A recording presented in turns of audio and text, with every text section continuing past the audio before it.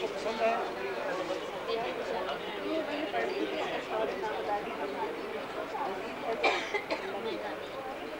پیٹ سے اچھے اچھے کھانے پکا کے اس کے دل پہ یہی ہوگا ایک پورا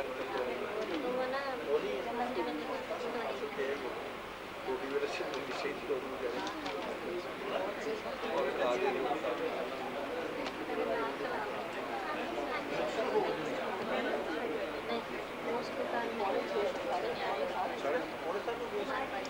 ہے گا شروع ہے روزہ جو برائے مہمان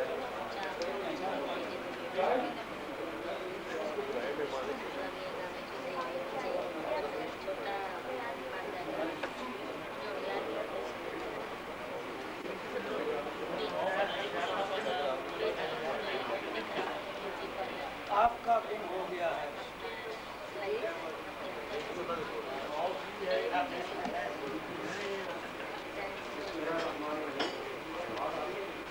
خوبصورت شاعر تے کہانی کا خالد حسین تھتھال ہوراں دے نویں چھپے شعری مجموعہ تلی اُتے چھالے دی تقریب وچ آئے ہو.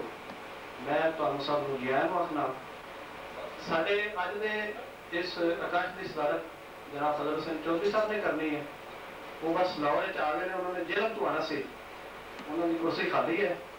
ساڈے اج دے پروگرام کے دو مہمان نے, تین جنہیں جو دو حاضر نے جناب عادل صاحب, انہوں نے میں گزارش کرا گا کہ وہ تشریف لیان.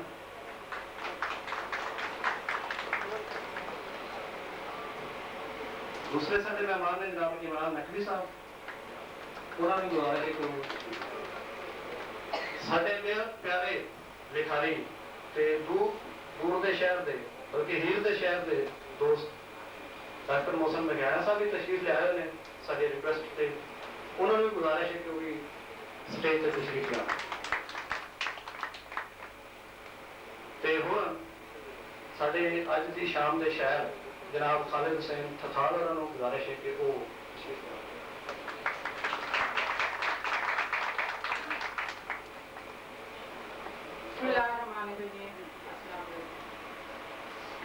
جیویں کہ تسی سب جانتے ہو, اج جناب خالد حسین تھتھال دی کتاب تلی اُتے چھالے دی کتاب پنجابی زبان دی شاعری دی کتاب دی تقریب رونمائی ہے. اور اسی سب انہاں دی خوشیاں وچ شامل ہونے لئی اکٹھے ہوئے ہیں. انہاں دی کتاب دو جذبیاں دی عکاسی کرਦੀ ہے. ایک تے وطن تو دور بس جان دے بعد اپنی مٹی, اپنی گلیاں, محلے, ماں پیو اور دوست یار کی جدائی اور بچپن دیا معصوم شرارتاں اور محبتاں. دوسرے رخ ول جاؤ کہ انہاں دی شاعری وچ محبت دی تلاش, وہ دی مٹھاس, دل ربائی اور شوق و شنق کھیلیاں دے رنگ نظر آتے ہیں. فوک وزڈم اور کلاسک رنگ شاعری وچ نمایاں ہے. وطن تو دوری دا درد شور مچاندا ہے. وطن تو دوری دا درد جدو شور مچاندا ہے تے کہندے نے بھول جا ویڑا بابل دا, بھول جا او سنگ ڈاراں, بھول جا او ترنجن چرخے, بھول جا او گنگاراں. عورت ویڑا بابل دا ایک دن چھڈنا پیندا, سدا نہ دنیا پیکا ویڑا اپنا بن کے رہندا. اسی طرح ایک نظم انہوں نے ماں بولی کے عنوان نال تحریر کی ہے اور وطن کے انگ انگ اور اپنے صوبے پنجاب کی تمام لوک روایات کے کلچر کو خراج تحسین پیش کیا ہے. اپنی پنجابی بولی کی انفرادیت اور مٹھاس نو دنیا کی تمام زبانوں تو اتنے فضیلت دیتی ہے. فرماندے نے جیوں جیوں حرف حکایت اپنی ماں بولی وچ پڑھنا, تیوں تیوں نفس ولایت ادب دی بخ بخ کے میں کڑنا. اپنی ماں بولی نال نفرت, نفرت دھرتی ماں تے, ماں بولی نال نفرت یارو, نفرت اپنی ماں تے. جے اس مان پنجاب تے کریے نالے دھرتی ماں تے, ماں بولی نال پیار بھی کریے جے اسی متر انہاں دے. اسی طرح اس کتاب وچ خاص کر وطن کی محبت, اپنی زبان کی محبت, اپنی کلچر کی, اپنے روایات کی محبت کا سب تو زیادہ ہے. اور ساری دعا ہے کہ اللہ تعالیٰ انہاں دی وطن نال محبت, ملک نال, ملک دے افراد نال اسی طرح محبت قائم رکھے اور یہ وطن تو دور رہ کے بھی ملک, وطن اور عوام دے نال اپنی محبت کا اسی طرح اظہار کرتے رہیں اور ادب سے ایک مزید نمایاں مقام حاصل کریں. شکریہ. جو کہ اور بہت اچھا کلام تخلیق کر رہے ہیں. اللہ کرے کہ مزید امپرومنٹ ہو رہا ہے. وہ آن اور اپنے تاثرات کا اظہار کریں.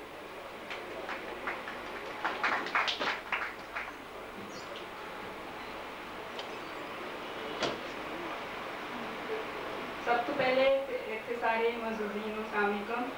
ਉਹਦੇ ਤੋਂ ਬਾਅਦ ਖਾਲਦ ਸਾਹਿਬ ਨੂੰ ਬਹੁਤ ਜ਼ਿਆਦਾ ਉਹਨਾਂ ਦੀ ਕਿਤਾਬ ਤੇ ਮੁਬਾਰਕਬਾਦ. ਤੇ ਉਹਦੇ ਤੋਂ ਬਾਅਦ ਇੱਕ ਦੋ ਗੱਲਾਂ ਖਾਲਦ ਸਾਹਿਬ ਦੀ ਕਲੀ ਉੱਤੇ ਛਾਲੇ ਬਾਰੇ. ਦੋਸਤੋ, ਅੱਜ ਸਾਡੇ ਦਰਮਿਆਨ ਸਾਂਝ ਲਾਉਣ ਦਾ ਜੋ ਕਾਰਨ ਬਣੇ ਹਨ ਉਹ ਬਹੁਤ ਕਾਬਲੇ ਕਦਰ ਸ਼ਾਇਰ ਨੇ. ਸ਼ਾਇਰੀ ਸਾਂਝ ਰਲਾਉਂਦੀ ਹੈ ਜਿਵੇਂ ਅੱਜ ਅਸੀਂ ਵੇਖ ਰਹੇ ਹਾਂ. ਪਰ ਇਸ ਦੇ ਨਾਲ ਨਾਲ ਅਸੀਂ ਖਾਲਦ ਸਾਹਿਬ ਦੀ ਉਹਨਾਂ ਦੀ ਕਲੀਆਂ ਉੱਤੇ ਛਾਲੇ ਵੀ ਅਸੀਂ ਵੇਖ ਸਕਦੇ ਹਾਂ ਉਹਨਾਂ ਦੇ ਸ਼ੇਰਾਂ ਦੀ ਸੂਰਤ ਵਿੱਚ. ਗੱਲ ਛਾਲੇ ਗਿਣਨ ਦੀ ਨਹੀਂ, ਗੱਲ ਤੇ ਸਾਂਝ ਹਿਲਾਉਣ ਦੀ ਹੈ. ਜਿਹੜੀ ਮੁਹੱਬਤ ਅਸੀਂ ਖਾਲਦ ਸਾਹਿਬ ਦੀ ਔਰ ਉਹਨਾਂ ਦੀ ਸ਼ਾਇਰੀ ਵਿੱਚ ਵੇਖ ਰਹੇ ਹਾਂ, ਗੱਲ ਤੇ ਉਸ ਮੁਹੱਬਤ ਦੀ ਹੈ ਤੇ ਗੱਲ ਉਸ ਕਮਿਟਮੈਂਟ ਦੀ ਹੈ ਜਿਹੜੀ ਸਾਨੂੰ ਖਾਲਦ ਸਾਹਿਬ ਦੀ ਆਪਣੀ ਸ਼ਾਇਰੀ, ਆਪਣੀ ਤਹਿਜ਼ੀਬ, ਆਪਣੇ ਲੋਕਾਂ ਤੇ ਆਪਣੀ ਧਰਤੀ ਨਾਲ ਨਜ਼ਰ ਆਉਂਦੀ ਪਈ ਹੈ. ਭਾਵੇਂ ਅਸੀਂ ਇਸ ਨੂੰ ਉਹਨਾਂ ਦਾ ਨੌਸਟੈਲਜੀ ਆਖੀਏ ਜਿਵੇਂ ਕਿ ਫਖਰ ਜ਼ਮਾਨ ਸਾਹਿਬ ਤੇ ਜ਼ਾਹਿਦ ਹਸਨ ਸਾਹਿਬ ਹੋਰਾਂ ਨੇ ਆਪਣੀਆਂ ਤਹਿਰੀਰਾਂ ਵਿੱਚ ਆਖਿਆ ਹੈ, ਫਿਰ ਵੀ ਨੌਸਟੈਲਜੀਆ ਦਾ ਮੁੱਢ ਤੇ ਮੁਹੱਬਤ ਹੀ ਹੈ ਨਾ. ਜਿਵੇਂ ਉਹ ਕਹਿੰਦੇ ਨੇ, ਸਿਰ ਸੇਕ ਸਮਾਂ ਲੱਖ ਲੂਣ ਲਵਾਂ ਜੇ ਕਰਦੇ ਸੋਹਣਾ ਛਾਂ ਆਪਣੀ. ਮੈਂ ਪੁੱਛ ਪਵਾਂ ਕਚਤਰ ਕੇ ਝਨਾ ਇਕਬਾਲ ਜੇ ਦੱਸ ਦੇ ਥਾਂ ਆਪਣੀ. ਉਹ ਸੰਗ ਹੋਵੇ ਕਿਸੇ ਰੰਗ ਹੋਵੇ ਭਾਵੇਂ ਜੰਗ ਹੋਵੇ, ਕੋਈ ਫਿਕਰ ਨਹੀਂ ਭਾਵੇਂ ਟੁਰ ਜਾਵੇ ਜੇ ਜਾਂਦੀ ਏ ਫੇਰ ਜਾਂ ਆਪਣੀ. ਇਹ ਤਾਂ ਹੋਈ ਨੇੜੇ ਦੀ ਤੇ ਆਪਣੀ ਗੱਲ, ਪਰ ਉਹ ਲੋਕਾਂ ਤੇ ਇਨਸਾਨਾਂ ਦੀ ਵੀ ਗੱਲ ਕਰਦੇ ਨੇ ਤੇ ਕਹਿੰਦੇ ਨੇ, ਅਥਰੂ ਵੀ ਕੁਝ ਪੂੰਝਣ ਜੋਗੇ ਹੱਥ ਸਿਰਾਂ ਤੇ ਰੱਖਣ ਜੋਗੇ, ਪਿੰਡੇ ਵੀ ਕੁਝ ਕੱਜਣ ਜੋਗੇ, ਢਿੱਡ ਵੀ ਸਹਿ ਭਰੇਵਨ ਜੋਗੇ, ਝੂਠ ਵੀ ਨਹੀਂ ਕੁਝ ਦੱਸਣ ਜੋਗੇ, ਸੱਚ ਵੀ ਨਹੀਂ. ਆਪਣੀ ਸ਼ਾਇਰੀ ਰਾਹੀਂ ਲੋਕਾਂ ਨਾਲ ਤੇ ਉਹਨਾਂ ਤੋਂ ਸਭ ਕੇ ਵੱਧ ਕੇ ਮੈਨੂੰ ਆਪਣੇ ਨਾਲ ਮਿਲਣ ਦਾ ਬਹਾਨਾ ਦਿੱਤਾ. ਸ਼ੁਕਰੀਆ.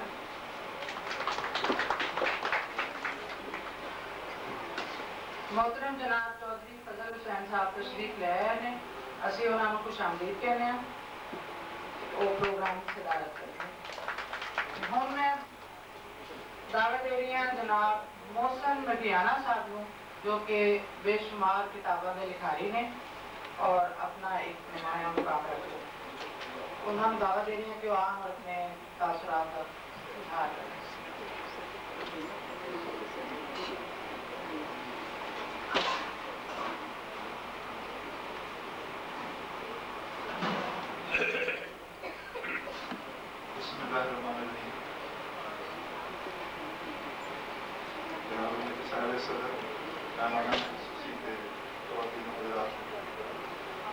किताबा मेरी है कि बेशुमार नहीं है, शुमार ना हो सके.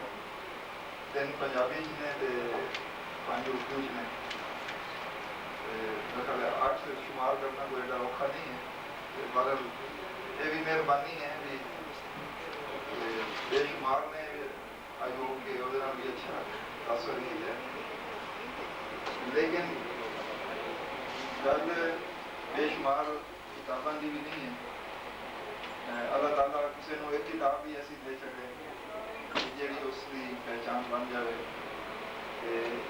अज भी इस तकरीब साड़ी यही दुआ है खालिद हुसैन फखार वास्ते कि उन्होंने यही किताब जी है उन्होंने अमल करे.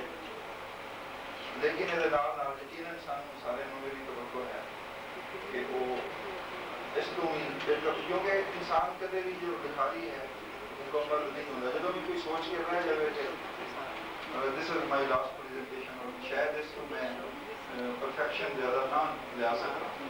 दिस मीन्स कि उनको लिखने को कुछ नहीं रह गया. दूसरा लिखण बारे जो भी किसी किसी शायरी का या अदब का एनालिसिस करते हो, जायजा लेते हो, اور اس دیکھتے ہو کہ کیا اس شاعر نے یا ادیب نے جو گل کی ہے وہ ایک آفاقی گل ہے یا ملکی سطح کی گل ہے یا بالکل لوکل ایک صوبائی گل ہے یا صرف انہیں اپنے محلے کے وسیلے سے گل کی ہے. کیونکہ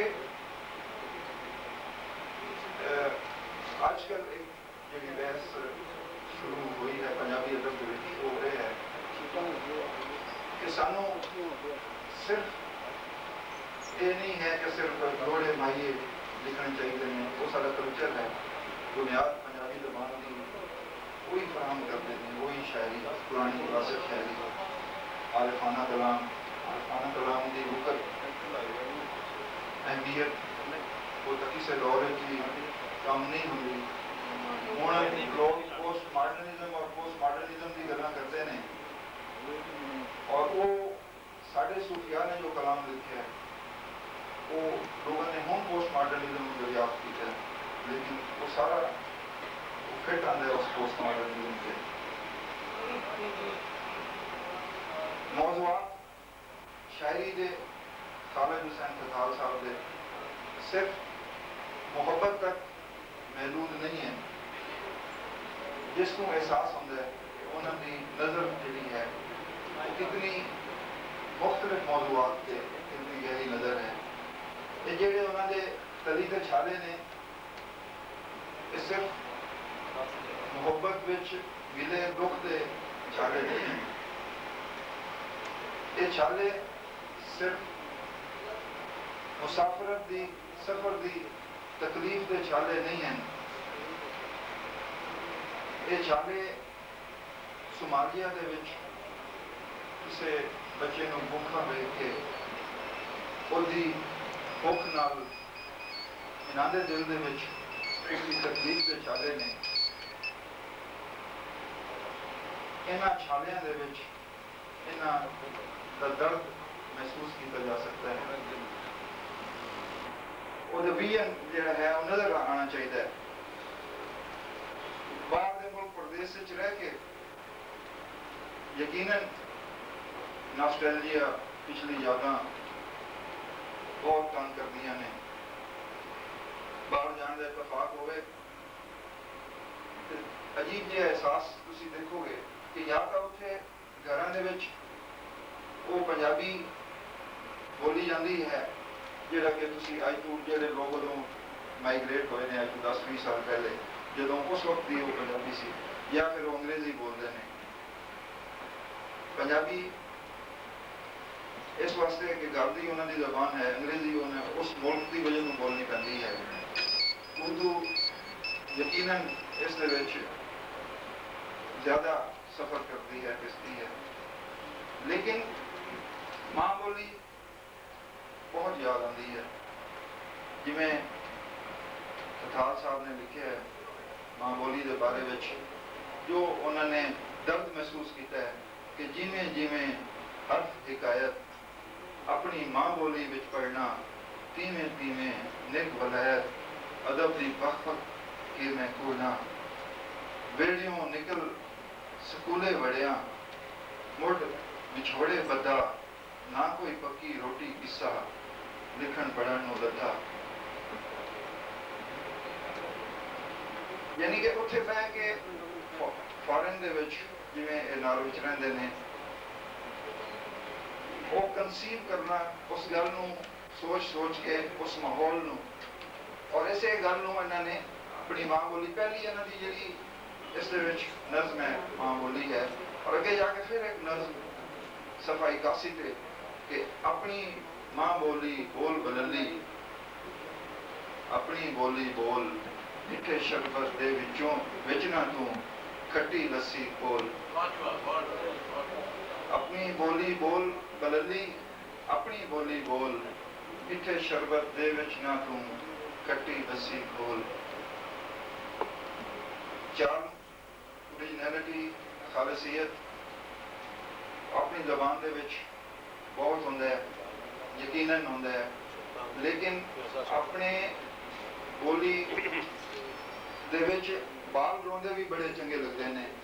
ਇੱਕ ਬੜੀ ਸੋਹਣੀ ਇਹਨਾਂ ਦੀ ਨਜ਼ਮ ਜਿਹੜੀ ਹੈ ਉਹ ਬਾਲ ਹੈ, ਔਰ ਉਸ ਦੇ ਵਿੱਚ ਜਿਸ ਤਰ੍ਹਾਂ ਬਾਲ ਲਾਡ ਕਰਦੇ ਨੇ, ਪਿਆਰ ਕਰਦੇ ਨੇ, ਔਰ ਇਸ ਕਿਸਮ ਦਾ ਲਾਡ ਪਿਆਰ ਅੰਗਰੇਜ਼ਾਂ ਦੇ ਬਾਲਾਂ ਨੂੰ ਨਸੀਬ ਯਕੀਨਨ ਨਹੀਂ ਹੁੰਦਾ ਕਿ ਬਾਲ ਦੇ ਵਿੱਚ ਲਿਖਦੇ ਨੇ ਕਿ ਲੱਖ ਸਮਝਾਓ ਰੌਲਾ ਨਾ ਪਾਓ, ਅੜੀਆਂ ਛੱਡੋ ਪਰ ਬੱਚੇ ਜੂ ਹੋਏ ਇਹ ਕੀ ਜਾਣਨ, ਰਫੜ ਇਸ ਹਯਾਤੀ ਦੇ ਜੇ ਛਿੜਕੋ ਤੇ ਝਾਉ ਜਾਂਦੇ ਨੇ, ਜੇ ਮਾਰੋ ਤੇ ਰੋ ਪੈਂਦੇ ਨੇ, ਲੜਦੇ ਲੜਦੇ ਹੀ ਸੌ ਜਾਂਦੇ ਨੇ, ਜਾਗਣ ਵੇਲੇ ਝਿੜਕਾਂ ਚੰਬਾਂ ਫੁੱਲ ਕੇ ਸੱਬੇ ਹੱਸਦੇ ਹੱਸਦੇ ਝੋਲੀ ਦੇ ਵਿੱਚ ਆ ਪੈਂਦੇ ਨੇ, ਤੇ ਫੇਰ ਛੱਟ ਲਈ ਸਾਰੇ ਚਿੰਤੇ ਸਾਰੇ ਭਾਗ ਹਯਾਤੀ ਵਾਲੇ ਦਿਲ ਦੇ ਉੱਤੋਂ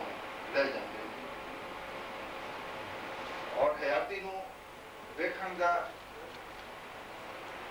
ਇੱਕ ਨਵਾਂ ਅੰਦਾਜ਼ ਇਹਨਾਂ ਦਾ ਦੇਖਿਆ ਹੈ ਕਿ ਹਰ ਬੰਦੇ ਨੂੰ ਹਯਾਤੀ ਨੂੰ ਸਮਝਣਾ ਬਹੁਤ ਬੜਾ ਮੁਸ਼ਕਿਲ ਕੰਮ ਹੈ। ਜਦੋਂ ਤੱਕ ਹਯਾਤੀ ਦੀ ਕੁਝ ਸਮਝ ਲੱਗਣੀ ਸ਼ੁਰੂ ਹੁੰਦੀ ਹੈ ਉਦੋਂ ਤੱਕ ਲਫ਼ਜ਼ਾਂ ਮੁੱਕ ਜਾਂਦੀਆਂ ਨੇ। ਇਹਨਾਂ ਵੀ ਕੋਈ ਹਯਾਤੀ ਦੀ ਹਿਸਾਬ ਕਿਤਾਬ ਕਰਦੇ हैं कि है कि नेरा हिसाब ये हयाती के बारे कहते हैं कि नेरा हिसाब सिर्फ तकसीम ते जमा तकरीब किधरे किधरे सुख सकून दा जुजाफे अकल माड़े ते बस महंग भाई दे बटियां नाल ही उड़ जाते ने ते पिछे कुछ नहीं बचता, बस सिफरे ही रह जाते हैं। बड़े खूबसूरती नाल अल्लाह करे हिसाब भी इस तरह लैक होना अपने जमाने में, बड़े खूबसूरती नाल इन्हां हयाती का हिसाब इतने आसान पैरायां किया है कि मेरा ख्याल है कि बहुत चाबकदस्त एक शायर भी शायद इतनी अच्छी तरह नहीं कर सकिया। ये ख्याल है जोड़ा पहले कह जाए बंदे नूं यही ख्याल आंदा है, अच्छा ख्याल वेख के कि ये गल मैं पहले क्यों नहीं की। इस तरह खालिद हुसैन तथाल साहब की नज़मां पढ़ के शायरी पढ़ के अक्सर मैनू तो ही ख्याल आंदा रहा कि ये गल मैं पहले कर लेंदा तो शायद मेरे नंबर बन। मेहरबानी।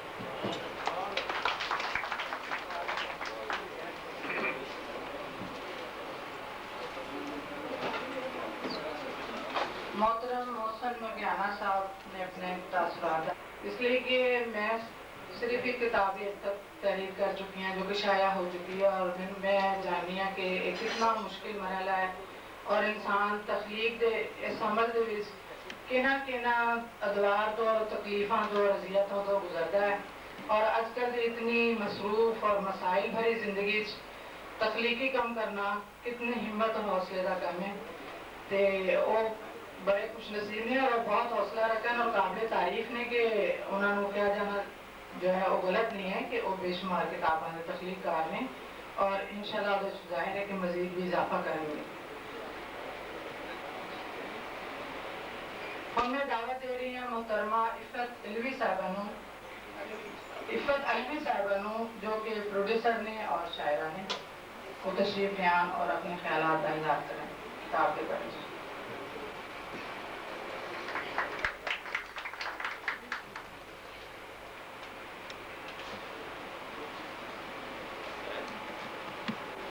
मुझे याद है कि कोई 1.5-2 साल पहले मुदस्सर कदीर मेरा एक भाई है, वो एक नौजवान को साथ लेके आया, मुझे कहता है इनका इंटरव्यू करना है, ये ओस्लो से आए हैं। तो मेरे ज़हन में यही था कि चले ये ठीक है आप कोई शायर होगा, लेकिन जब उनका इंटरव्यू हुआ उस वक्त भी ठीक बोले, अच्छा खासा बोले वो, लेकिन फिर ज़हन से उतर गया। फिर आज मुदस्सर आया, अचानक भागे वाले मेरे पास आया, तो 12-1 बजे करीब उसके हाथ में किताब थी, उसने कहा खालिद साहब की किताब है। कौन से खालिद साहब? कहता ओस्लो वाले। मुझे फौरन याद आ गया, कहता आपने इस किताब को पढ़ना है और इस पे जो है ना लिखना है। मैंने कहा बहुत कम वक्त है। कहता जाहिद हसन साहब ने दी ही बहुत देर से है।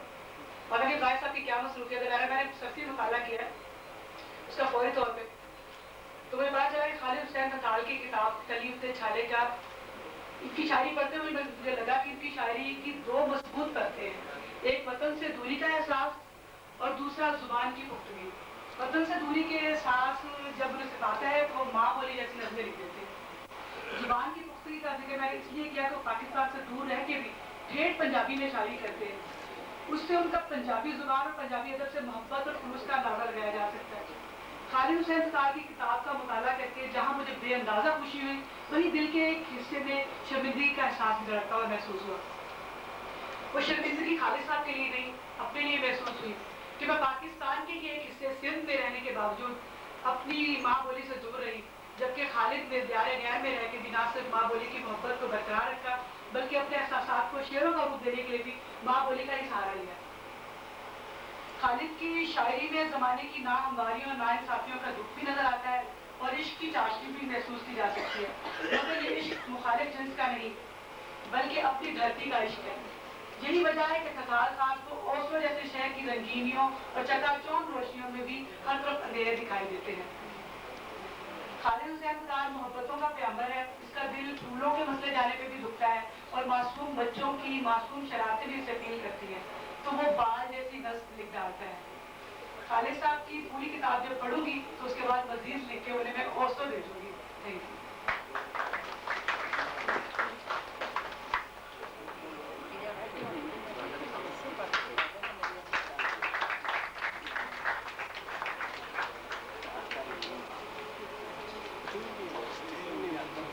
ਇਹਦੇ ਬਾਅਦ ਤਸ਼ਰੀਫ ਲਿਆਉਣਗੇ ਜਨਾਬ ਨਸੀਮ ਅਖਤਰ ਸਾਹਿਬਾ ਤੇ ਉਹਨਾਂ ਨਾਲ ਗੁਜ਼ਾਰਿਸ਼ ਹੈ ਉਹਨਾਂ ਨੂੰ ਉਹ ਆਨ ਸਟੇਜ ਤੇ ਔਰ ਮੁਹਤਰਮ ਖਾਲਿਦ ਹੁਸੈਨ। ਖਾਲਿਦ ਸਾਹਿਬ ਨੂੰ ਯਾਦਾਂ ਦੀ ਖੁਸ਼ਬੂ ਉਹਨੇ ਜਿੰਨਾ ਕੁ ਉੱਥੇ ਫੁੱਲ ਵਿੱਚ ਉਹਨਾਂ ਕੁ ਤੁਹਾਡੇ ਆਦਮੀ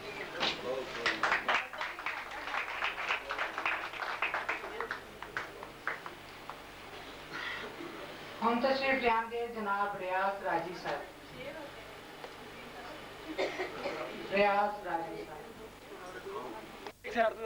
इधर फेस करना, फेस इधर करो।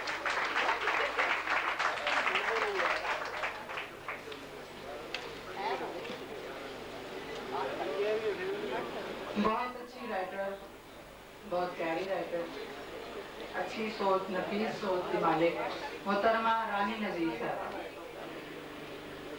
जनाब सब तो पहले तो एक गल की माजरत कि मैं जो जाहिद साहब ने पूछा कि तथाल साहब की उम्र किन्नी के माशाल्लाह, उन्होंने कहा जी बस थोड़े साढ़े मुंडे खुंडे इतने दोवें गल्लें गलत साबित हो गई। एक तो नाम है मुंडा कि ना तथाल साहब जोड़े ने वो एडे यंग, क्यों जो अगर एडी छेती जाहिद के कहने मुंडा हो जाना हो ना तो लोग मुंडा को आना से दूसरा ब्याह क्यों।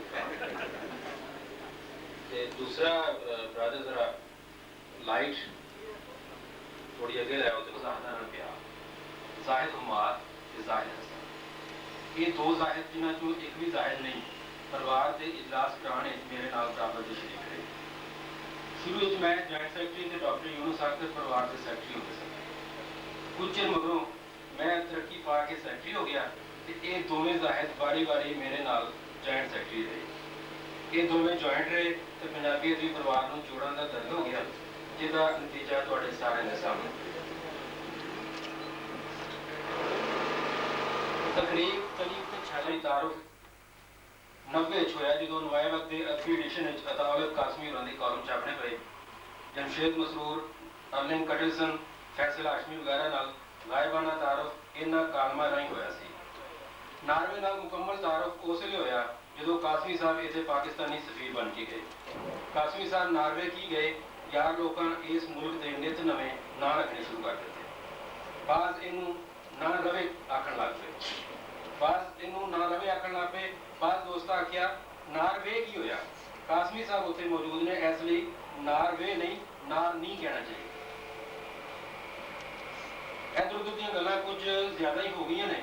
मैं अर्ज कर रहा था कि खालिद हुसैन तथाल पिछले 25 वरियां तो नॉर्वे रह रहे हैं, ये जान के मैं थोड़ी देर वास्ते कंतरी का एहसास का शिकार होया कि मुझे मैनू अंग्रेजी नहीं होती, जबकि सूरत हाल है कि जोड़ा शायर एक अरसे तो नॉर्वे वस रहा हो किताब के मजमून लिखने वास्ते सिनेरियो, फिनोमिना, फिलैंथ्रोपिस्ट इस कबील के होर कई लफ्ज याद होने चाहिए ने, क्यों जो बाहरों आए शायर की शायरी मॉडर्न सेंसिबिलिटी से बहरहाल मौजूद होती है।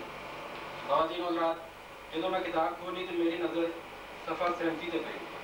नज़म का सरनामा सी ਕਦੇ ਵੇਲ ਜੇ ਕਿਧਰੇ ਲੱਗ ਜਾਵੇ। ਮੈਂ ਨਜ਼ਮ ਪੜ੍ਹੀ ਤੇ ਕਿਤਾਬ ਬੰਦ ਕਰ ਦਿੱਤੀ। ਮੈਨੂੰ ਆਪਣੇ ਤੇ ਖਾਲਿਦ ਹੁਸੈਨ ਥਥਾਲ ਹੋਰਾਂ ਵਿੱਚ ਕਈ ਗੱਲਾਂ ਸਾਂਝੀਆਂ ਨਜ਼ਰ ਆਈਆਂ। ਖਾਲਿਦ ਥਥਾਲ ਵੀ ਮੈਨੂੰ ਆਪਣੇ ਵਾਂਗਰ ਉਸ ਕੈਫੀਅਤ ਦਾ ਸ਼ਿਕਾਰ ਨਜ਼ਰ ਆਇਆ ਜਿਹਨੂੰ ਨੌਸਟੈਲਜੀਆ ਕਹਿੰਦੇ ਨੇ। ਨੌਸਟੈਲਜੀਆ ਨੂੰ ਅੱਜ ਦੀ ਮੈਡੀਕਲ ਸਾਇੰਸ ਡਿਸਆਰਡਰ ਆਖਦੀ ਹੈ ਤੇ ਇਹਦੇ ਵਾਸਤੇ ਡੈਪਰੀਕੈਪ, ਪ੍ਰੋਜ਼ੈਕ, ਫੇਵਰੇਟ ਤੇ ਹੋਰ ਬਹੁਤ ਸਾਰੀਆਂ ਦਵਾਈਆਂ ਮੌਜੂਦ ਨੇ। ਇਲਾਜ ਜੇਕਰ ਜਲਦੀ ਕਰਾਉਣਾ ਹੋਵੇ ਤੇ ਸਾਈਕੋਲੋਜਿਸਟ ਦੇ ਨਾਲ ਬਾਕਾਇਦਾ ਸੈਸ਼ਨ ਵੀ ਕੀਤੇ ਜਾ ਸਕਦੇ। ਇਹ ਨਜ਼ਮ ਪੜ੍ਹ ਕੇ ਇੱਕ ਲਮੇ ਵਾਸਤੇ ਮੈਂ ਅੱਖਾਂ ਬੰਦ ਕਰ ਲਈਆਂ ਤੇ ਉਸ ਬਾਬਰਕਤ ਤਹਿਜ਼ੀਬੀ ਮਾਹੌਲ ਵਿੱਚ ਚਲਾ ਗਿਆ ਜਿੱਥੇ ਨਿੱਕਾ ਜਿਹਾ ਇਮਰਾਨ ਰੋ ਕੇ ਟੁੱਕ ਤੇ ਮੰਗਦਾ ਸੀ ਪਰ ਆਪਣੀ ਨੀਂਦ ਸੌਂਦਾ ਸੀ। ਮੈਂ ਉਹਨੂੰ ਯਸਰ ਅਲ ਕੁਰਾਨ ਪੜ੍ਹਦਿਆਂ ਤੇ ਬੀਬੀ ਜੀ ਕੋਲ ਬਹਿ ਕੇ ਪੱਪਾ ਕਰਦਿਆਂ ਵੇਖਿਆ। ਮੇਰੀਆਂ ਅੱਖਾਂ ਵਿੱਚ ਅੱਥਰੂ ਆ ਗਏ। ਮੈਂ ਹਲਕਾ ਫੁਲਕਾ ਹੋ ਗਿਆ ਸਾਂ। ਨੌਸਟੈਲਜੀਆ ਮੈਨੂੰ ਨਫਸਿਆਤੀ ਬਿਮਾਰੀ ਦੀ ਥਾਂ ਇੱਕ ਰੱਬੀ ਰਹਿਮਤ ਚਾਹਿਆ। ਮੈਂ ਖਾਲਿਦ ਹੁਸੈਨ ਥਥਾਲ ਦਾ ਸ਼ੁਕਰੀਆ ਅਦਾ ਕੀਤਾ ਤੇ ਉਹ ਨਜ਼ਮ ਦੁਬਾਰਾ ਪੜ੍ਹਨੀ ਸ਼ੁਰੂ ਕੀਤੀ। ਕਦੇ ਵੇਲ ਜੇ ਕਿਧਰੇ ਲੱਗ ਜਾਵੇ, ਮਗਜ਼ ਕੀ ਸੋਚਾਂ ਫਿਰ ਸੋਚਦਾ ਏ। ਕਦੇ ਜੋੜਦਾ ਏ ਟੁੱਟੇ ਪਿੰਗੜਿਆਂ ਨੂੰ, ਕੋਠੀ ਯਾਦਾਂ ਦੀ ਨੂੰ ਕਦੇ ਪੋਚਦਾ ਏ। ਰੁੱਤਾਂ ਇੰਜੇ ਹੀ ਹੋਣਗੀਆਂ ਦੇਸ ਦੀਆਂ, ਇੰਜੇ ਹੋਣਗੇ ਸਾਰੇ ਬਾਜ਼ਾਰ ਗਲੀਆਂ, ਇੰਜੇ ਹੀ ਵੱਜਦੇ ਹੋਣਗੇ ਢੋਲ ਵਾਜੇ, ਛੱਡ ਕੇ ਇੰਜੇ ਹੀ ਕੁਝ ਬਾਬਲ ਦਾ ਘਰ ਚਲੀਆਂ। ਸਰਿਓਂ ਇੰਜੀ ਫੁੱਲ ਕੇ ਵਿੱਚ ਖੇਤਾਂ, ਦਿੰਦੀ ਇੰਜੇ ਦੀ ਪੀਲੀ ਬਹਾਰ ਹੁਸੀ। ਕਣਕ ਨਿਸਰ ਕੇ ਫੁੱਲੇ ਦੀ ਬਾਹ ਦੇ ਨਾਲ, ਫੁਲਾਰੇ ਖਾਂਦੀ ਇੰਜੇ ਹੀ ਪਹਿਲੀ ਹਾਰ ਹੁਸੀ। ਬਾਲਕ ਇੰਜੇ ਮੋਢਿਆਂ ਤੇ ਚਾਈ ਬਸਤੇ, ਫਜਰੀ ਹੋਣਗੇ ਵੱਲ ਸਕੂਲ ਜਾਂਦੇ। ਘਰਾਂ ਅੰਦਰ ਮੰਜੀਆਂ ਤੇ ਮਾਰ ਪਾਸੇ, ਕੱਢਦੇ ਹੋਣਗੇ ਦਰਦ ਨਾਲ ਹਾ ਮਾਰਦੇ। ਸਿਆਲ ਝੜੀ ਬੈਠ ਕੇ ਚੁੱਲ੍ਹਿਆਂ ਕੋਲ, ਪਾਲੇ ਨਾਲ ਛੱਡਦੇ ਹੱਥ ਸੇਕਦੇ ਹੋ ਸਨ। ਰੁੱਖ ਬਹਾਰ ਦੀ ਇੰਜੇ ਰੁੱਖਾਂ ਉੱਤੇ ਆਉਂਦੀ ਹੋਣੀ ਹੈ ਫੁੱਲਾਂ ਤੇ ਪੱਥਰਾਂ ਨਾਲ। ਖਾਲਿਦ ਹੁਸੈਨ ਥਥਾਲ, ਯਾਰ ਇਹ ਨਜ਼ਮ ਲਿਖ ਕੇ ਤੂੰ ਤੇ ਮੈਨੂੰ ਹਲਕਾ ਫੁਲਕਾ ਕਰ ਦਿੱਤਾ, ਪਰ ਮੈਂ ਕੁਝ ਤਲਖ ਸੱਚਾਈਆਂ ਦੱਸ ਕੇ ਤੇਰਾ ਦਿਲ ਦੁਖਾਉਣ ਲੱਗਾ ਵਾਂ, ਮੈਨੂੰ ਮਾਫ ਕਰ। ਖਾਲਿਦ ਯਾਰ ਤੈਨੂੰ ਸਿਰਫ ਇੰਨਾ ਦੱਸਣਾ ਹੈ ਕਿ ਬਰਕਤਾਂ ਭਰੇ ਉਹ ਵੇਲੇ ਲੱਗ ਗਏ ਨੇ, ਉਹ ਰੁੱਤਾਂ ਹੁਣ ਬੀਤ ਗਈਆਂ ਨੇ। ਤੇਰਾ ਪੰਜਾਬ ਪਹਿਲੇ ਅੱਗਾ ਪੰਜਾਬ ਨਹੀਂ ਰਿਹਾ। ਤੇਰੇ ਪਿੰਡ ਦੇ ਲੋਕ ਕਲਮਾ ਪੜ੍ਹ ਕੇ ਸੀਨੇ ਤੇ ਫੂਕ ਕੇ ਗੂੜੀ ਨੀਂਦਰ ਨਹੀਂ ਸੌਂਦੇ, ਸਕੂਨ ਵਾਸਤੇ ਟ੍ਰੈਂਕਲਾਈਜ਼ਰ ਖਾਂਦੇ ਨੇ। ਪਿੰਡ ਜਾਵੇਂ ਕਿ ਨਿਜ਼ਾਮਦੀਨ ਦੀ ਆਵਾਜ਼ ਨਾ ਲੱਭੀ, ਮਿਰਜ਼ਾ ਸੁਲਤਾਨ ਬੇਗ ਮਰ ਚੁੱਕਿਆ ਹੈ। ਪੂਰੇ ਪਿੰਡ ਦਾ ਦੁੱਧ ਵਿਆਹ ਵਾਲੇ ਘਰ ਨਹੀਂ ਜਾਂਦਾ। ਬਾਬੇ ਬੜੀਏ ਨੇ ਮੱਝਾਂ ਦੇ ਰੱਖੀਆਂ ਹੋਈਆਂ ਪਰ ਚਾਹ ਤੇ ਦੁੱਧ ਉਹਨੂੰ ਮੂੰਹ ਲੈਣਾ ਪੈਂਦਾ ਹੈ। ਖਾਲਿਦ ਯਾਰ ਪਿੰਡ ਜਾਏ ਤੇ ਇਨਸਾਨੀਅਤ ਨਾ ਲੱਭੀ, ਕਿਉਂ ਜੀ ਤੇਰੇ ਪਿੰਡ ਦਾ ਇਨਸਾਨ ਤਰੱਕੀ ਕਰ ਗਿਆ। ਚਰਖੇ ਦੀ ਘੂਕ ਸੁਣ ਕੇ ਹੁਣ ਜੋਗੀ ਪਹਾੜੋਂ ਨਹੀਂ ਉਤਰਦਾ, ਜੋਗੀ ਪਿੰਡ ਛੱਡ ਗਏ ਨੇ, ਦੁਬਈ ਚਲੇ ਗਏ ਨੇ। ਚਰਖੇ ਦੀ ਘੂਕ ਸੁਣ ਕੇ ਹੁਣ ਜੋਗੀ ਪਹਾੜੋਂ ਨਹੀਂ ਉਤਰਦਾ, ਜੋਗੀ ਪਿੰਡ ਛੱਡ ਗਏ ਨੇ, ਦੁਬਈ ਚਲੇ ਗਏ ਨੇ। ਮੀਆਂ ਦੀ ਬਾਂਗ ਤੇ ਸਟੀਮ ਇੰਜਨ ਦੀ ਫੂਕ, ਚੱਲਿਆ ਕੇਸ ਰੋਡੀਆਂ ਗੱਲਾਂ ਕਰਨਾ ਹੈ। ਖਾਲਿਦ ਯਾਰ ਪਿੰਡ ਜਾਣ ਤੇ ਤੇਰੀ ਇੱਜ਼ਤ ਇਸ ਵਾਸਤੇ ਨਹੀਂ ਹੋਣੀ ਕਿ ਤੇਰਾ ਪਿਓ ਦਾਦਾ ਨੇਕ ਤੇ ਸ਼ਰੀਫ ਸੀ। ਲੋਕਾਂ ਤੇਰੀ ਆਦਰ ਸਿਰਫ ਇਸ ਵਾਸਤੇ ਕਰਨੀ ਹੈ ਕਿ ਤੂੰ ਨਾਰਵੇ ਤੋਂ ਆਇਆ ਹੈ। ਖਾਲਿਦ ਯਾਰ ਤਲੀ ਦੇ ਛਾਲੇ ਪੀੜ ਕਰਨ ਤੇ ਕਿਸੇ ਮੈਡੀਕਲ ਸਪੈਸ਼ਲਿਸਟ ਕੋਲ ਜਾਈ, ਬਕਸੂਆ ਮਾਰ ਕੇ ਛਾਲਿਆਂ ਚੋਂ ਪਾਣੀ ਕੱਢਣ ਦੀ ਰਿਵਾਇਤ ਵੀ ਚਰੋਕਣੀ ਖਤਮ ਹੋ ਚੁੱਕੀ ਹੈ।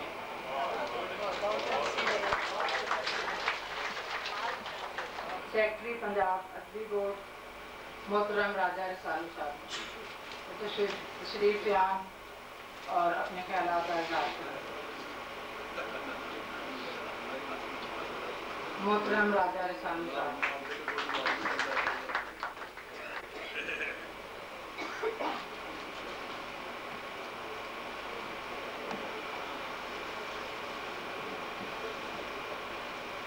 बिस्मिल्लाहिर्रहमानिर्रहीम।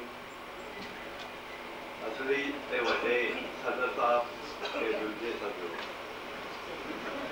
मेरी इस गलता का नाम है सत्त समुद्रां तो पार की शायरी। फारसी वाला आता है, हुबे वतन नद मुल्के सुलेमान खुश दर, खारे वतन नद सुम्बलो रिहान खुश दर। यूसुफ के बाप मिस्र बादशाही नहीं कर, मीर रूस गदा बुदने का नाम खुश कर। हजरत यूसुफ अलैहिस्सलाम मिस्र के तख्त उत्ते बैठे हुए हैं, कनान दियां गर्मियों में गदागरी को उच्चा ते सुच्चा समझते सन। ये कोई 1930 की गल है। मेरा मतलब है कि मेरे जन्मन तो कोई 2 साल बाद की गल है।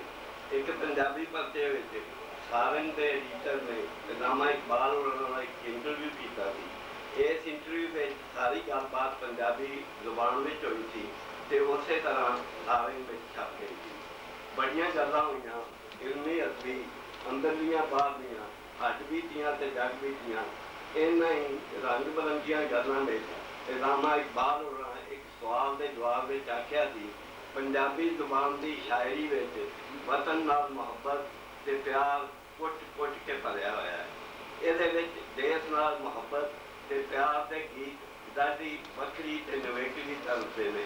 ਇਹ ਗੱਲ ਸਿਰਫ ਇਲਾਮਾ ਇਕਬਾਲ ਹੋਰਾਂ ਦੀ ਨਹੀਂ, ਸਾਡੇ ਪੰਜਾਬੀ ਦੇ ਪੁਰਾਣੇ ਤੇ ਅਜੋਕੇ ਸ਼ਾਇਰਾਂ ਵਿੱਚ ਵੀ ਥਾਂ ਥਾਂ ਦਲਕਾ ਮਾਰਦੀ ਹੋਈ ਨਜ਼ਰ ਆਉਂਦੀ ਹੈ। ਮੁਲਤਾਨ ਚੌਂਤਰੇ ਦੇ ਅਲੀ ਹੈਦਰ ਨੂੰ ਉਹਦਾ ਛੋਟਾ ਜਿਹਾ ਪਿੰਡ ਚੌਂਤਰਾ ਦਿੱਲੀ ਤੇ ਆਗਰਾ ਜਾਪਦਾ ਹੈ। ਜਨਾਬ ਅਹਿਮਦ ਨਈਮ ਕਾਫੀ ਹੋਰਾਂ ਨੂੰ ਅੰਗਾ ਤੇ ਸੌਣ ਸਕੇਤਰ ਦੇ ਪਹਾੜਾਂ ਵਿੱਚੋਂ ਇੱਕ ਅਨਮਦਵੀ ਖੁਸ਼ਬੂ ਆਉਂਦੀ ਹੈ। ਉਕਾਰੇ ਦੇ ਜ਼ਫਰ ਇਕਬਾਲ ਆਖਦੇ ਨੇ, ਲੱਖਾਂ ਦੌਰਾਂ ਘੋਲ ਘੁਮਾਵਾਂ ਜਾਵਾਂ ਸ਼ਹਿਰ ਉਕਾਰੇ। ਹਾਜੀ ਮੁਹੰਮਦ ਅਕਬਰ ਖਾਨ ਹਾਫਿਜ਼ਾਬਾਦ ਨੇੜੇ ਮੌਲਿਆ ਵਿੰਨੀ ਦੇ ਰਹਿਣ ਵਾਲੇ ਨੇ। ਉਹ ਆਖਦੇ ਨੇ, ਵਿੰਨੀ ਹਾਫਿਜ਼ਾਬਾਦ ਵੀ ਜਾਪੇ ਮੈਨੂੰ ਬਲਕ ਬੁਖਾਰੇ ਵਾਨ।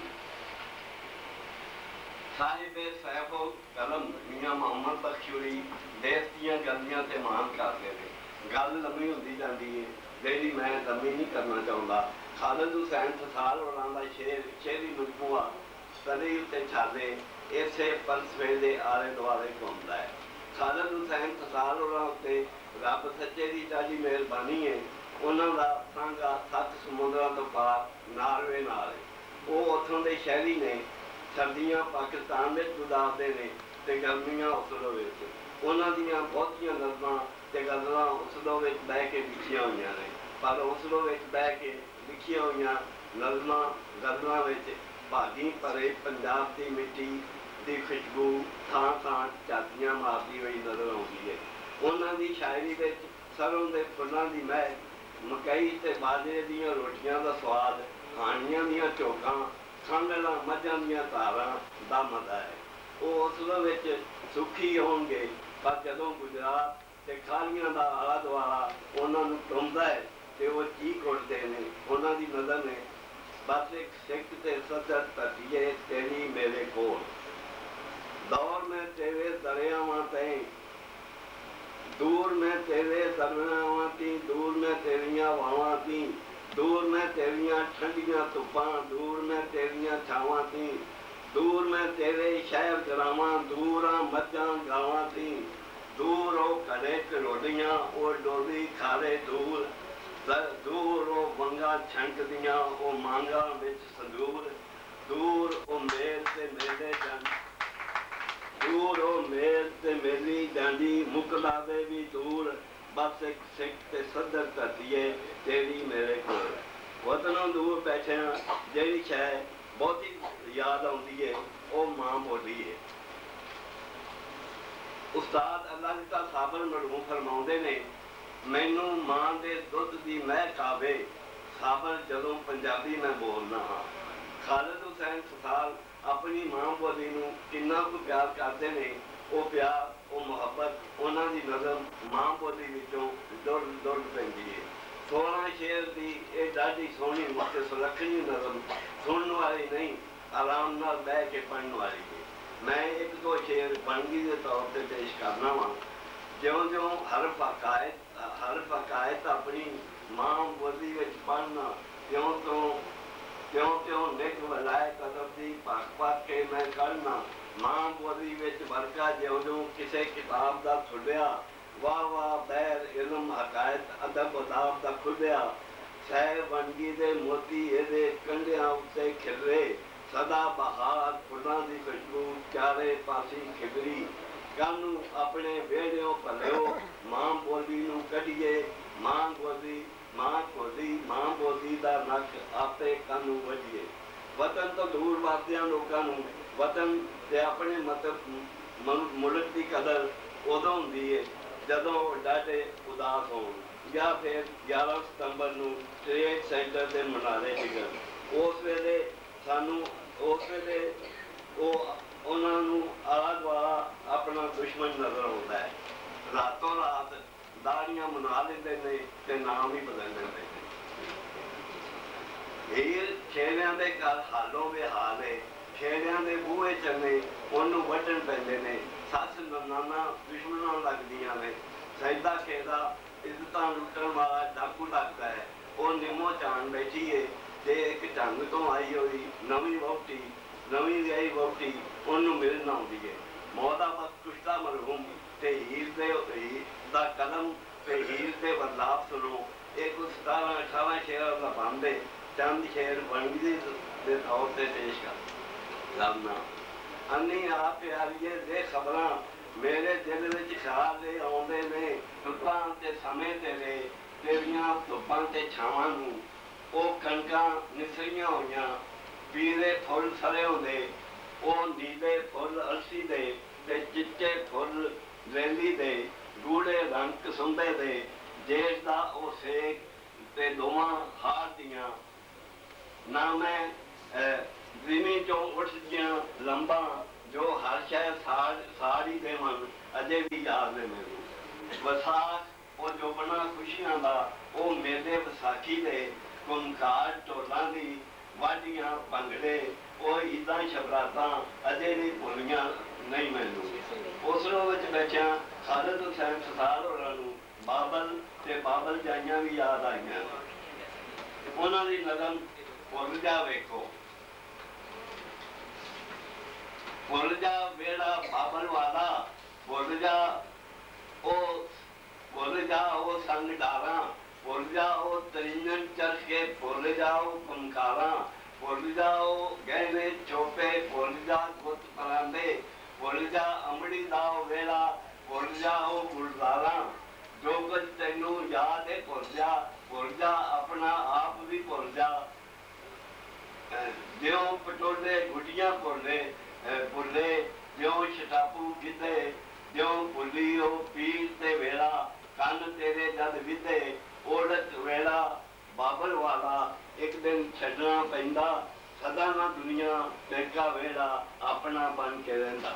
ਖਾਲਿਦ ਹੁਸੈਨ ਸਸਾਰ ਹੋਰੀ ਜ਼ੁਲਮ ਤੇ ਜਬਰ ਨੂੰ ਨਹੀਂ ਜਾ ਸਕਦੇ। ਜ਼ੁਲਮ ਵੇਖ ਕੇ ਮੁਰਦਾ ਉੱਠਦੇ ਨੇ।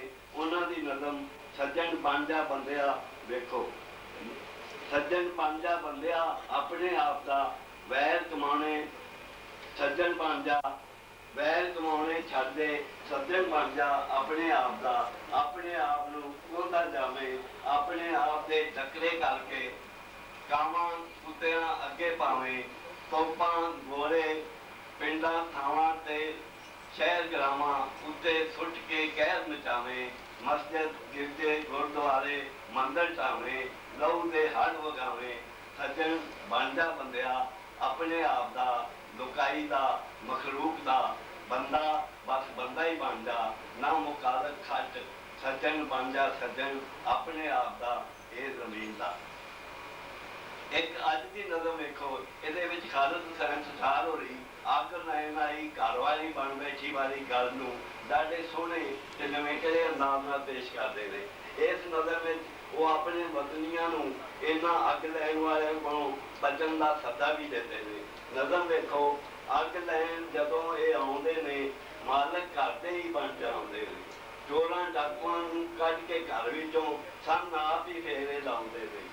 ਜਿੰਨਾ ਵਾਂਗ ਹਰਵਾ ਦੇ ਜਾਣ ਲੱਗਿਆ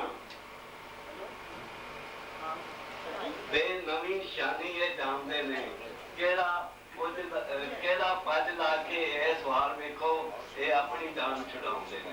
ਕਦੀ ਉੱਤੇ ਸਾਡੇ ਪੰਜਾਬੀ ਜ਼ੁਬਾਨ ਤੇ ਅਸਲ ਵਿੱਚ ਇੱਕ ਲਿਖਣ ਵਾਦਾ ਹੈ। ਮੈਂ ਇਹਦੇ ਉੱਤੇ ਖਾਲਿਦ ਹੁਸੈਨ ਸਸਾਰ ਹੋਰਾਂ ਨੂੰ ਦਿਲੀ ਮੁਬਾਰਕਬਾਦ ਦੇਣਾ ਵਾ ਕਿ ਉਹਨਾਂ ਦੀ ਨਜ਼ਮ 17 ਘੜੋਲੀ ਭਾਦੀਆਂ ਵਿੱਚੋਂ ਚੰਦ ਟੁਕੜੇ ਪੇਸ਼ ਕਰਕੇ ਤੁਹਾਡੇ ਕੋਲ ਅਰਦਾਸ ਮੰਗਾਵਾਂ। ਸਬਜ਼ੀਆਂ ਤੇ ਸੋਹਣੀਆਂ ਸਿੱਧਕੋ ਨਾ ਮੂਲ ਹਰਦੀਆਂ, ਥਲਾਂ ਦੇ ਵਿੱਚ ਮਾਰਦੀਆਂ, ਇਹ ਕੱਚਿਆਂ ਤੇ ਤਰਦੀਆਂ 17 ਘੜੋਲੀ ਭਾਦੀਆਂ।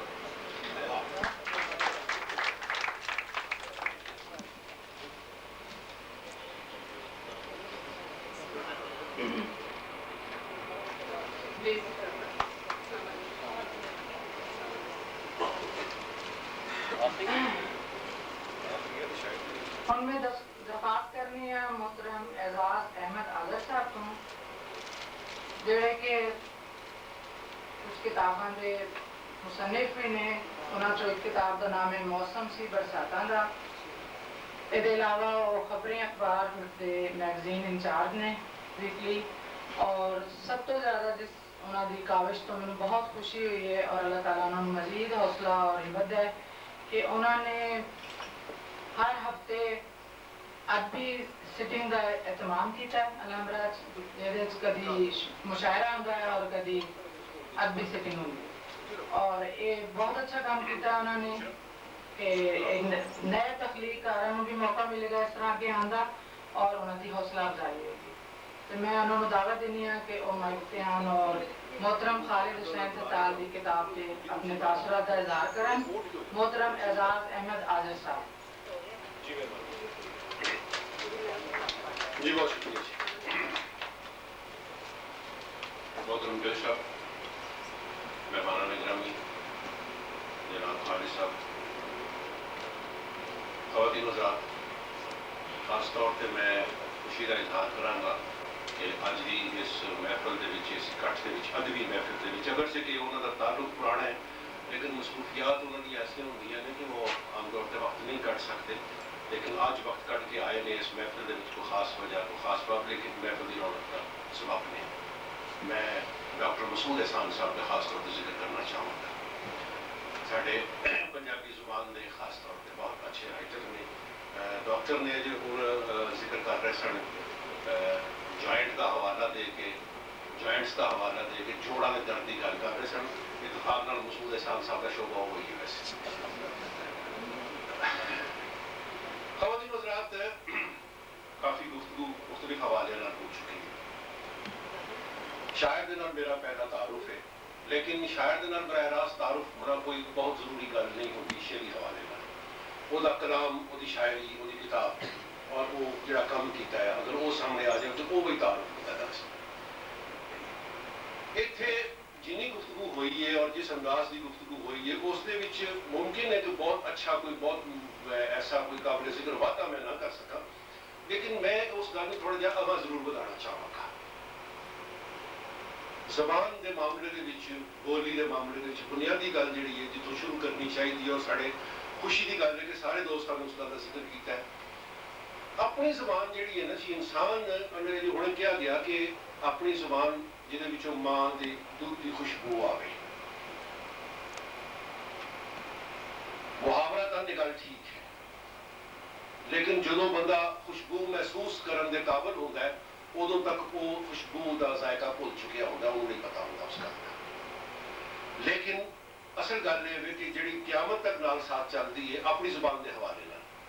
मेरे जाती कंटेंशन ये है, मेरी गुजारिश ये है, अपनी जुबान इंसान की वो जुबान है जिस जुबान के इंसान ख्वाब देखता है। जदों जिहड़ी जुबान इंसान ख्वाब देखेगा वो जुबान अपनी। उसके अलावा जिन्नियां जुबानां ने ना कोई इख्तलाफ है सानू, ना कोई झगड़ा किसी जुबान के नाल, लेकिन जिहड़ी जुबान स्कूलों के बेंचां ते खड़े हो के मुर्गा बन के सीखी जाए वो जुबान अपनी जुबान नहीं होती। अपनी जुबान वो ही जिहड़ी जुबान इंसान नाल लैके आता है। इस हवाले नाल अगर देखा जाए तो गुलाम हुसैन साहब ने जिहड़ी तरी दे छाले दे विच जुबान इस्तेमाल की है, मैं समझदा कि ये बाकी सारे हवाले अपनी जगह पर यकीनन बहुत मजबूत हवाले हैं, लेकिन सब तो ज़्यादा काबिल तारीफ और सब तो ज़्यादा अहम हवाला जिहड़ा है वो इस जबान का वर्तारा है। जिस अंदाज दे विच उन्होंने ये जबान इस्तेमाल की है, जिस जबान दे विच जिस अंदाज दे विच उन्होंने इस जबान को मुख्तलिफ हवाले नाल वरतिया है, जिस तरह इस जबान के मुख्तलिफ पहलुओं को अपनी शायरी के विच लिया के उन्होंने उन्हें अंग रंग सारे वाजे किए हैं। मैं समझना इस लिहाज नाल बहुत अहम गल है। हुण कहा जाता जी कि दुनिया ग्लोबल विलेज बल्कि ग्लोबल रूम बन चुकी है, हुण होर ज़्यादा छोटी हो गई और एक दूसरे के उत्ते कल्चर और एक दूसरे के उत्ते सारी सकाफत जिहड़ियां ने तहजीबां जिहड़ियां ने वो असरअंदाज हो रही हैं। चूंकि ये सारा सैटेलाइट की वजह नाल होया और सारा सैटेलाइट जिहड़ा यूरोप और अमेरिका तो आया है, इस वास्ते साडे उत्ते अंग्रेजी जुबान जिहड़ी अपना असर करती जा रही है। लेकिन मैं समझदा कि जिस वेले तक इस किस्म के शायर मौजूद है जिहड़े जबान को जिंदा रखने वाले लोग ने, जिहड़े जबान को जिंदा रखना जानते हैं, जिहड़े जबान के वर्तारे को समझते हैं, ਜਿਹੜੇ ਜ਼ਬਾਨ ਦੀ ਜ਼ਿੰਦਗੀ ਵਾਸਤੇ ਜਿੰਨੀਆਂ ਅਲਾਮਤਾਂ ਔਰ ਜਿੰਨੀਆਂ ਜ਼ਰੂਰਤਾਂ ਹੋ ਸਕਦੀਆਂ ਨੇ ਉਹਨਾਂ ਦਾ ਖਿਆਲ ਰੱਖਣ ਵਾਲੇ ਮੌਜੂਦ ਹੈਗੇ ਨੇ। ਜਿੰਨੀ ਦੇਰ ਤੱਕ ਖਾਲਿਦ ਹੁਸੈਨ ਤਖਾਲ ਜੈਸੇ ਲੋਕ ਮੌਜੂਦ ਹੈਗੇ ਨੇ ਉਨੀ ਦੇਰ ਤੱਕ ਸਾਡੀ ਜ਼ੁਬਾਨ ਮੁਤਾਸਰ ਨਹੀਂ ਹੋ ਸਕਦੀ ਔਰ ਮਰ ਨਹੀਂ ਸਕਦੀ। ਤਲੀ ਉੱਤੇ ਛਾਲੇ ਅਜੇ ਕਿਸੇ ਮਜ਼ਮੂਨ 'ਚ ਗੱਲ ਹੋਈ ਸੀ, ਸ਼ਾਇਦ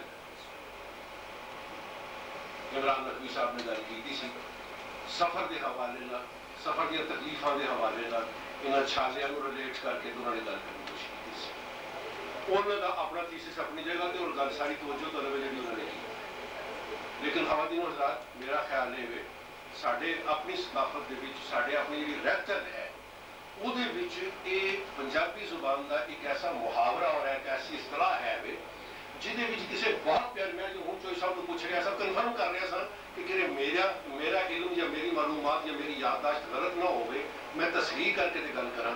ਤਲੀ ਦਾ ਛਾਲਾ ਸਫ਼ਰ ਦੀ ਤਕਲੀਫ ਦੀ ਅਲਾਮਤ ਨਹੀਂ ਹੈ। ਤਲੀ ਦਾ ਕਿਸੇ ਨੇ ਚਲੋ ਕਿਸੇ ਨੇ ਨਹੀਂ, ਮੈਂ ਕੋਈ ਐਸੀ ਮਤਲਬ ਖੁਦਾ ਨਾ ਖਾਸਤਾ ਕੋਈ ਇਤਰਾਜ਼ ਨਹੀਂ, ਮੈਂ ਸਿਰਫ ਇਸ ਗੱਲ ਨੂੰ ਥੋੜਾ ਜਿਹਾ ਉਸ ਪਾਸੇ ਲਿਆਉਣਾ ਚਾਹ ਰਿਹਾ। ਤਲੀ ਦਾ ਛਾਲਾ ਜਿਹੜਾ ਨਾ ਇਹ ਬਹੁਤ ਪਿਆਰੀ, ਬਹੁਤ ਕੀਮਤੀ ਚੀਜ਼ ਹੈ। ਅਸੀਂ ਆਮ ਜ਼ਿੰਦਗੀ ਦੇ ਵਿੱਚ ਇਸ ਮੁਹਾਵਰੇ ਨੂੰ ਇਸਤੇਮਾਲ ਕਰਨੇ ਆ ਕਿ ਤੂੰ ਫਲਾਣੀ ਚੀਜ਼ ਨੂੰ ਤਲੀ ਦੇ ਛਾਲਿਆਂ ਵਾਂਗ ਸੰਭਾਲ ਕੇ ਪਿਆ ਰੱਖਣਾ। ਇਹਦੇ ਨਾਲ ਹੁਣ ਆਪਣੀ ਸਕਾਫਤ ਦੀਆਂ ਨਿਸ਼ਾਨੀਆਂ ਜਿਹੜੀਆਂ ਨੇ ਉਹਨਾਂ ਨੂੰ ਰਿਲੇਟ ਕਰ, ਉਹਨਾਂ ਨੂੰ ਮਿਲਾ। ਆਪਣੀ ਸਕਾਫਤ ਦੀਆਂ ਜਿੰਨੀਆਂ ਨਿਸ਼ਾਨੀਆਂ ਭੁੱਲ ਗਏ ਆ ਜਾਂ ਸਾਡੇ ਹੱਥੋਂ ਡਿੱਗ ਪਈਆਂ ਨੇ ਤੇ ਲੱਭਦੀਆਂ ਨਹੀਂ, ਗਵਾਚ ਗਈਆਂ ਨੇ। ਅਸੀਂ ਅਲਾਮਤਾਂ ਸਾਰੀਆਂ ਵਾਪਸ ਲੱਭਣੀਆਂ ਚਾਹੁੰਦੇ ਹਾਂ। ਇਸ ਵਾਸਤੇ ਲੱਭਣੀਆਂ ਚਾਹੁੰਦੇ ਹਾਂ ਕਿ ਦੋ ਭਰਾਵਾਂ ਦਾ ਝਗੜਾ ਹੋ ਜਾਂਦਾ ਸੀ ਤੇ ਡਰਦੇ ਸਨ ਕਿ ਗੱਲ ਮੀਰਾਂ ਤੱਕ ਨਾ ਪਹੁੰਚ ਜਾਏ। ਦੋ ਹਮਸਾਇਆਂ ਦਾ ਇਖਤਲਾਫ ਹੁੰਦਾ ਸੀ ਤੇ ਖੌਫਜ਼ਦਾ ਹੁੰਦੇ ਸਨ ਕਿ ਗੱਲ ਬਾਬੇਰਾਂ ਤੱਕ ਨਾ ਪਹੁੰਚ ਜਾਏ। ਤੇ ਜੇ ਬਾਬੇਰਾਂ ਤੱਕ ਗੱਲ ਪਹੁੰਚ ਜਾਂਦੀ ਸੀ ਤੇ ਫਿਰ ਬਾਬੇਰਾਂ ਦਾ ਕਿਹਾ ਹਰਫ ਆਖਰ ਹੁੰਦਾ ਸੀ। ਇਤਰਾਮ ਮੌਜੂਦ ਸੀ ਸਾਡੇ ਤੋਂ ਵੱਡੀ ਨਸਲ ਦੇ ਕਿਸੇ ਐਸੇ ਨੁਮਾਇੰਦੇ ਦਾ ਜਿਹੜਾ ਮੁਦੱਬਰ ਵੀ ਸੀ, ਜਿਹੜਾ ਸਮਾਜੀ ਜ਼ਿੰਦਗੀ ਦੇ ਮਾਮਲਾਤ ਨੂੰ ਵੀ ਸਮਝਦਾ ਸੀ, ਜਿਹੜਾ ਇਨਸਾਨੀ ਨਫਸੀਆਤ ਨੂੰ ਵੀ ਸਮਝਦਾ ਸੀ। ਉਹ ਕਿਸੇ ਕਾਲਜ ਦਾ, ਕਿਸੇ ਯੂਨੀਵਰਸਿਟੀ ਦਾ ਪੜ੍ਹਿਆ ਨਹੀਂ ਸੀ। ਮੈਂ ਇਸੇ ਵਾਸਤੇ ਤਕਸੀਮ ਕਰਨਾ ਇਹਨਾਂ ਨੂੰ ਦੋ ਹਿੱਸਿਆਂ ਦੇ ਵਿੱਚ। ਕੁਝ ਲੋਕ ਤਾਲੀਮ ਯਾਫਤਾ ਹੁੰਦੇ ਨੇ ਸਾਡੇ ਵਰਗੇ ਜਿਨ੍ਹਾਂ ਕੋਲ ਡਿਗਰੀਆਂ ਹੁੰਦੀਆਂ, ਕੁਝ ਲੋਕ ਪੜ੍ਹੇ ਲਿਖੇ ਹੁੰਦੇ ਨੇ ਉਹਨਾਂ ਬਾਬਿਆਂ ਵਰਗੇ, ਉਹਨਾਂ ਬਜ਼ੁਰਗਾਂ ਵਰਗੇ ਜਿਹੜੇ ਸਾਡੇ ਮੌਜੂਦ ਸਨ।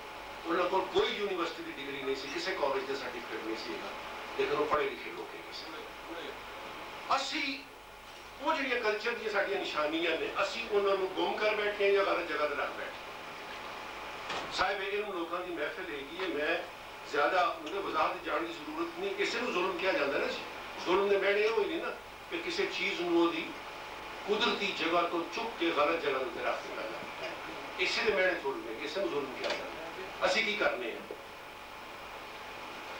ਅਸੀਂ ਆਪਣੀ ਸਾਰੀ ਰਹਿਤਲ ਦੇ ਵਿੱਚ ਇਹ ਜਗ੍ਹਾ ਜਗ੍ਹਾ ਗੌਰ ਨਹੀਂ ਸਿਰਫ ਅਸੀਂ ਕਰਦੇ, ਤਵੱਜੋ ਨਹੀਂ ਅਸੀਂ ਦਿੰਦੇ, ਲੇਕਿਨ ਇਹਦਾ ਸ਼ਿਕਾਰ ਜ਼ਰੂਰ ਹੁੰਦੇ ਹਾਂ ਅਸੀਂ।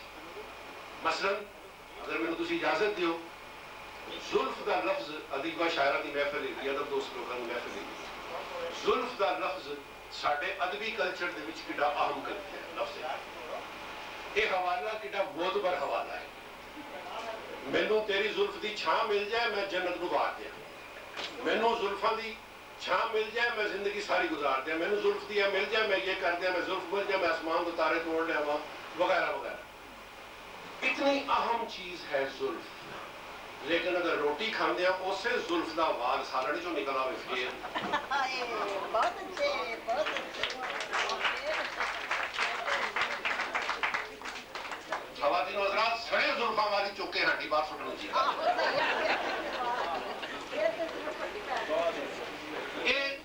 ਸਾਡੇ ਕਲਚਰ ਦੇ ਮਾਮਲਾਤ ਬਿਲਕੁਲ ਇਸੇ ਤਰ੍ਹਾਂ ਹੈ। ਅਸੀਂ ਉਹਨਾਂ ਨੂੰ ਉਲਟ ਪੁਲਟ ਕਰ ਦਿੱਤਾ ਹੈ, ਗਲਤ ਜਗ੍ਹਾ ਦੇ ਉੱਤੇ ਰੱਖ ਦਿੱਤਾ ਹੈ। ਵਾਪਸ ਆਪਣੀ ਜਗ੍ਹਾ ਤੇ ਉਹਨਾਂ ਨੂੰ ਆਉਣਾ ਚਾਹੀਦਾ ਹੈ। ਉਨੀ ਦੇਰ ਤੱਕ ਨਹੀਂ ਆ ਸਕਦੇ ਜਿੰਨੀ ਦੇਰ ਤੱਕ ਅਸੀਂ ਗੁਲਾਮ ਹੁਸੈਨ ਠਠਾਲ ਦੀ ਸ਼ਾਇਰੀ ਨੂੰ, ਐਸੇ ਲੋਕਾਂ ਦੀ, ਐਸੇ ਦੋਸਤਾਂ ਦੀ ਸ਼ਾਇਰੀ ਨੂੰ ਸਮਝਣ ਦੀ ਕੋਸ਼ਿਸ਼ ਨਹੀਂ ਕਰਾਂਗੇ। ਖਾਲਿਦ ਹੁਸੈਨ ਸੌਰੀ ਮੈਂ ਅਸਲ ਚ ਉਹੀ ਗੱਲ ਮੈਨੂੰ ਨੋਟ ਕੀਤਾ ਨਾ ਕਿ ਮੇਰਾ ਤਾਲੁਕ ਨਹੀਂ ਸੀ ਖਾਲਿਦ ਹੁਸੈਨ ਦੇ। ਮੈਂ ਮਾਫੀ ਚਾਹੁੰਦਾ ਸੀ, ਮੈਂ ਗਲਤ ਨਾ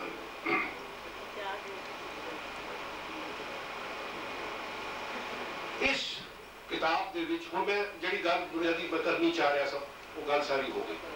ਮੈਂ ਹੁਣ ਸਿਰਫ ਇਹ ਅਰਜ਼ ਕਰਨਾ ਚਾਹਾਂਗਾ ਅਸੀਂ ਆਪਣੇ ਕਲਚਰ ਨੂੰ ਕਿਸ ਤਰ੍ਹਾਂ ਮਹਿਫੂਜ਼ ਰੱਖ ਸਕਦੇ ਹਾਂ, ਉਹਦੀ احتیاط ਕਿਵੇਂ ਸੰਭਾਲ ਕਿਵੇਂ ਹੋ ਸਕਦੀ ਹੈ। ਇਹ ਸ਼ਾਇਰੀ, ਇਹ ਅੰਦਾਜ਼, ਇਹ ਜ਼ਬਾਨ, ਸਭ ਤੋਂ ਜ਼ਿਆਦਾ ਅਹਿਮ ਗੱਲ ਜਿਹੜੀ ਮੈਨੂੰ ਇਸ ਕਿਤਾਬ ਦੇ ਵਿੱਚੋਂ ਨਜ਼ਰ ਆਈ, ਬਹੁਤ ਸਾਰੀਆਂ ਖੂਬੀਆਂ ਦੇ ਨਾਲ ਸਭ ਤੋਂ ਜ਼ਿਆਦਾ ਅਹਿਮ ਗੱਲ ਇਹ ਨਜ਼ਰ ਆਈ ਕਿ ਇਹਨਾਂ ਨੇ ਆਪਣੀ ਅਸਲ ਜ਼ਬਾਨ ਨੂੰ ਪਿਛਲੇ 50-60 ਸਾਲ ਤੱਕ ਪਿਛਾਂ ਚਲੇ ਜਾਓ, ਇਸ ਤੋਂ ਵੀ ਪਿਛਾਂ ਚਲੇ ਜਾਓ, ਜਿਹੜੀ ਇਸ ਖਿੱਤੇ ਦੀ ਅਸਲ ਜ਼ਬਾਨ ਹੈ, ਇਹਨਾਂ ਨੇ ਉਸ ਜ਼ਬਾਨ ਨੂੰ ਆਪਣੀ ਪੂਰੀ ਸਿਹਤ ਦੇ ਨਾਲ ਉਹਨੂੰ ਸੰਭਾਲ ਲਿਆ, ਉਹਨੂੰ ਮਹਿਫੂਜ਼ ਕਰ ਲਿਆ। ਇਹ ਜਿਹੜਾ ਜ਼ਬਾਨ ਦਾ ਮਹਿਫੂਜ਼ ਕਰਨਾ ਹੈ ਔਰ ਉਹਦਾ ਵਰਤਾਰਾ ਜਿਹੜਾ ਉਹਨਾਂ ਨੇ ਰੱਖਿਆ ਹੈ, ਸਾਡੀ ਦਿੱਕਤ ਇਹ ਹੈ, ਮੈਂ ਸਿਰਫ ਮਿਸਾਲ ਵਾਸਤੇ ਅਰਜ਼ ਕਰਾਂਗਾ ਕਿ ਅਸੀਂ ਅਜੇ ਹੁਣ ਤੁਹਾਡੇ ਸਾਹਮਣੇ ਥੋੜੀ ਦੇਰ ਪਹਿਲਾਂ ਇੱਕ ਮਿਸਾਲਾਂ ਸਾਹਮਣੇ ਆਈਆਂ ਸਨ। ਸਾਡੀ ਨੌਜਵਾਨ ਨਸਲ ਨੂੰ ਬੜੀ ਮੁਸ਼ਕਿਲ ਪੇਸ਼ ਆਉਂਦੀ ਹੈ ਇਸ ਵਾਸਤੇ ਕਿ ਅਸੀਂ ਆਪਣੇ ਬੱਚਿਆਂ ਨੂੰ, ਆਪਣੇ ਮਾਹੌਲ ਦੇ ਲੋਕਾਂ ਨੂੰ ਉਸ ਤੋਂ ਦੂਰ ਕਰ ਦਿੱਤਾ। ਲਫ਼ਜ਼ ਅਸੀਂ ਪੜ੍ਹਨਾ ਅਸੀਂ ਜ਼ੁਬਾਨੀ ਆਮ ਗੁਫ਼ਤਗੂ ਕਰਨੇ ਆ ਜਿਸਲੇ ਤੇ ਅਸੀਂ ਭੈਣ ਭਰਾ ਦਾ ਲਫ਼ਜ਼ ਇਸਤੇਮਾਲ ਕਰ ਜਾਂਦੇ ਆ, ਲੇਕਿਨ ਲਿਖਿਆ ਜਿਸਲੇ ਪੜ੍ਹਨ ਪੜ੍ਹੇਗੀ ਨਵੀਂ ਨਸਲ ਤੇ ਭੈਣ ਭਰਾ ਕਰਕੇ ਔਖਿਆਂ ਹੋ ਕੇ ਕਹਿਣ ਬੜਾ ਹਾਜ਼ਰ ਕਿਆਸ। ਅਸੀਂ ਆਪਣੀ ਜ਼ਬਾਨ ਦੀ ਸਿਹਤ ਤੋਂ ਦੂਰ ਹੋਣ ਦੀ ਵਜ੍ਹਾ ਸਿਰਫ ਇਹ ਹੋਈ ਹੈ ਕਿ ਅਸੀਂ ਅੱਛਾ ਇਹਦੇ ਪਿੱਛੇ ਮਜਬੂਰੀਆਂ ਨੇ, ਸਮਾਜੀ ਮਜਬੂਰੀਆਂ ਨੇ, ਇਕਤਸਾਦੀ ਮਜਬੂਰੀਆਂ ਨੇ, ਜ਼ਿੰਦਗੀ ਦੇ ਦੀਗਰ ਮਾਮਲਾਤ ਦੀਆਂ ਮਸਲਹਤਾਂ ਨੇ ਕਿ ਸਾਡੀ ਤਵੱਜੋ ਉਸ ਪਾਸੇ ਜ਼ਿਆਦਾ ਹੈ, ਇਸ ਪਾਸੇ ਘੱਟ ਗਈ। ਜ਼ਾਹਿਰ ਹੈ ਜਿਹੜਾ ਮਜ਼ਹਬ, ਜਿਹੜਾ ਦੀਨ, ਜਿਹੜਾ ਰਸਮ ਰਿਵਾਜ ਹੁਕਮਰਾਨਾਂ ਦਾ ਹੋਏਗਾ, ਰਿਆਇਆ ਦਾ ਵੀ ਉਹੀ ਹੋਏਗਾ। ਇਹਦੇ ਵਿੱਚ ਕੋਈ ਕਿਸੇ ਕਿਸਮ ਦਾ ਇਖਤਲਾਫ ਨਹੀਂ ਪਾਇਆ ਜਾਂਦਾ ਕਿਉਂਕਿ ਜ਼ਿੰਦਗੀ ਦੀ ਦੌੜ ਲੱਗੀ ਹੋਈ ਹੈ। ਰਿਸਕ ਇਸ ਕੰਮ ਵਿੱਚ ਫਲਾਣੀ ਜ਼ਬਾਨ ਤੇ ਇਹਦੇ ਵਿੱਚ ਰਿਸਕ ਹੈਗਾ। ਪੰਜਾਬੀ ਜ਼ੁਬਾਨ ਪੜ੍ਹ ਲੋਗੇ, ਐਵੇਂ ਪੰਜਾਬੀ ਕਰਕੇ ਆ ਜਾਓਗੇ, ਕਿਸੇ ਕਾਲਜ ਪੰਜਾਬੀ ਪ੍ਰੋਫੈਸਰ ਵੀ ਨਹੀਂ ਕਰ ਸਕਦੇ, ਕਿਸੇ ਨੇ ਦਫ਼ਤਰ 'ਚ ਕਲਰਕ ਵੀ ਨਹੀਂ ਲਾਣਾ। लेकिन अगर कुछ और करके आ जाए तो पॉसिबली मुमकिन है कि कोई ना कोई जगह कितने मिल जाए। लेकिन ये गल्लां जिहड़ियां हकीकत साडी जिंदगी दियां है ने वो अपनी जगह ते दुरुस्त, उन्हां दा इनकार नहीं किया जा सकदा। जदीद शायरी दे बारे च कहा जाता है जी कि जिहड़ी इनहिराफ शायर जिन्नी देर तक ना करे उन्नी देर तक जदीद शायर नहीं कहना। मैं समझदा इनहिराफ अपनी जगह दे उत्ते उन्हां कदरां दे नाल जिहड़ियां तोड़ फोड़ दा बायस हैगियां ने, वो कदरां जिहड़ियां साडी जिंदगी दे विच ऐसी सूरत हाल पैदा करदियां ने जिहड़े सानू अपने पछाण तो दूर रह जाण। इनहिराफ नहीं करना चाहिए ऐसी सूरत हाल तो जिहड़ी सूरत हाल तथाल साहब ने पैदा की थी, जिहदे विच रह के उन्होंने शायरी की थी।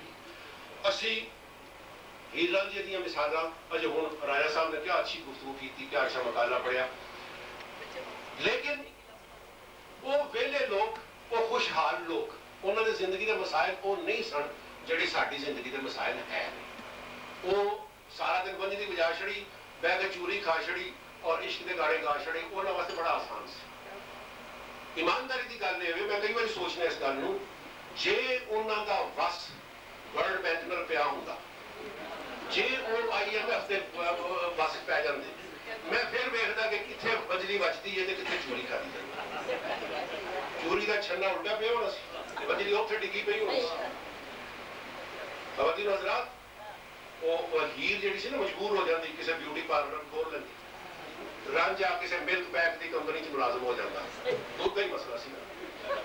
लेकिन मामला ये वे कि असी ए सारी गुफ्तगू अपने माहौल तो बाहर रह के नहीं सोच सकते, अपनी जिंदगी तो बाहर रह के सारी गल्लां नहीं सोच सकते, असी ख्वाब की दुनिया च नहीं रह सकते। ग्राउंड रियलिटीज कुछ ऐसियां ने सानू लियाना सोचना पैंदा उन्हां कमां दे बारे च। लेकिन मैं मुबारकबाद पेश करना, मैं मुबारकबाद सिर्फ तथाल साहब को नहीं बल्कि जाहिद हसन और उन्होंने दोस्तों जिन्होंने तकरीब मुनक़िद की है, और मैं तुहानू सारिਆਂ ਨੂੰ भी मुबारकबाद पेश करना और तुहाडा शुक्रिया भी अदा करना। ख़वातीन हज़रात, एक गल बड़ी अहम है कि इतनी बड़ी तादाद दे विच लोग अपना ज़ाती आराम अपने ठंडे कमरे घर दे छड्ड के आ जाण, किसी दोस्त के कहने ते आए ने, किसी ज़बान के पिछे आए ने या किसी, लेकिन मजमूई तौर के उत्ते ये पंजाबी ज़बान के कल्चर नाल मुहब्बत का सबूत है जिहड़ा इन्नी तादाद तुसीं इत्थे बैठे।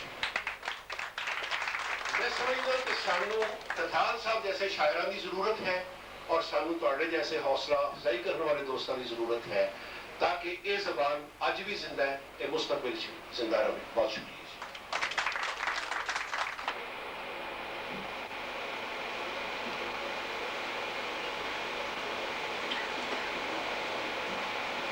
खालिद हुसैन खान साहब, हाज़रीन महफिल को इजाज़त देना कुछ गल्लां पंजाबी शायरी के बारे। सब तो पहला देर तो और दी माजरत मेरी तबीयत नहीं ठीक, वो इन्हां दी शायरी का कमाल है। कोई ज़ाहिर हसन दी इतना इसरार सी मोहब्बत भरिया कि मैं रह नहीं सकती सुनान तो वाला जो भी है वो पेश करती हैं। खालिद सठाल होरां दी किताब खड़ी उत्ते छाले पढ़ी ते मैनू अपने पिंड दी मासी खैरा याद आ गई। मासी खैरा जिहड़ी जवानी विच बेवा हो गई सी ते जिहदा इक्को ही पुत्र सी शाना। मासी भट्ठी ते दाने बुनदी, शाना बालन इकट्ठा करके भट्ठी विच अग बालदा ते भट्ठी दे आले दुआले मकई ज्वार ते बाजरे दे डिग्गे होए दाने चुन चुन के खांदा रहिंदा। भट्ठी अगे बैठिया बैठिया शाना जवान हो गया ते मासी खैरा बुढ़ी हो गई। वो शाने नू एक पल भी अखां तो ओले ना होण दिंदी। इसी पारों उन्हें शाने दी जिद ते लोकां दे कहण दे बावजूद शाने नू किसी रोजगार ना लगन दिता। ओदा कहना सी जदों भट्ठी ता के साडी रोजी रोटी टुरदी पई है ते मैं अपने शाने नू अपने तो दूर किवें करा। फिर एक दिन पता लगा शाना नस गया। शाना किधर गया? कुटी खैरा लभदी फिरी। कोई दसदा वो पिशौर टुर गया है, कोई कहता वो कराची टुर गया है। आखिरी पता लगा जो वो समुंदर रामी किसी अरब रियासत पर गया।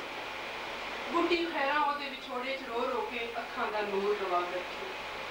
ਰਾਵਾਂ ਵਿੱਚ ਖਲੋ ਖਲੋ ਕੇ ਉਡੀਕਾਂ ਦੀ ਮੂਰਤ ਬਣ ਗਈ ਪਰ ਸ਼ਾਨਾ ਨਾ ਮੁੜਿਆ। ਕਈ ਵਰੇ ਲੱਗ ਗਏ। ਫਿਰ ਇੱਕ ਦਿਨ ਸ਼ਾਰਜਾ ਤੋਂ ਸ਼ਾਨੇ ਦਾ ਇੱਕ ਯਾਰ ਬੇਲੀ ਸ਼ਾਨੇ ਦੀ ਚਿੱਠੀ बुढ़ी खैरा ਲਈ ਪਲੱਛੀ ਤੇ ਚੀਨੀ ਰੇਸ਼ਮ ਦੇ ਜੋੜੇ ਤੇ ਬਹੁਤ ਸਾਰੇ ਗਿਰਮ ਲੈ ਕੇ ਪਿੰਡ ਆਇਆ। ਵਿਛੋੜੇ ਦੀ ਅੱਗ ਵਿੱਚ ਅੰਦਰੋਂ ਬਾਹਰੋਂ ਸੜਦੀ ਬੁੱਢੀ ਖੈਰਾ ਨੇ ਸ਼ਾਨੇ ਦੀ ਚਿੱਠੀ ਰੋ ਰੋ ਅੱਖਾਂ ਨਾਲ ਲਾਈ। ਚੁੰਮ ਚੁੰਮ ਉਹਦੀਆਂ ਅੱਖਾਂ ਨੂੰ ਗਿੱਲਾ ਕੀਤਾ। ਉਹਦੀਆਂ ਖਲੀਆਂ ਸ਼ੈਵਾਂ ਨੂੰ ਹੱਥ ਨਾ ਲਾਇਆ ਤੇ ਦੁੱਖਾਂ ਦੀ ਹਵਾੜ ਵਿੱਚ ਇੱਕ ਚੀਕ ਜਿਹੀ ਉਹਦੇ ਮੂੰਹੋਂ ਨਿਕਲੀ ਕਿ ਪੁੱਤਰਾ ਤੂੰ ਪਰਦੇਸ ਕਿਉਂ ਮੱਲੇ, ਮੈਂ ਸ਼ੈਵਾਂ ਦਾ ਕੀ ਕਰਾਂ।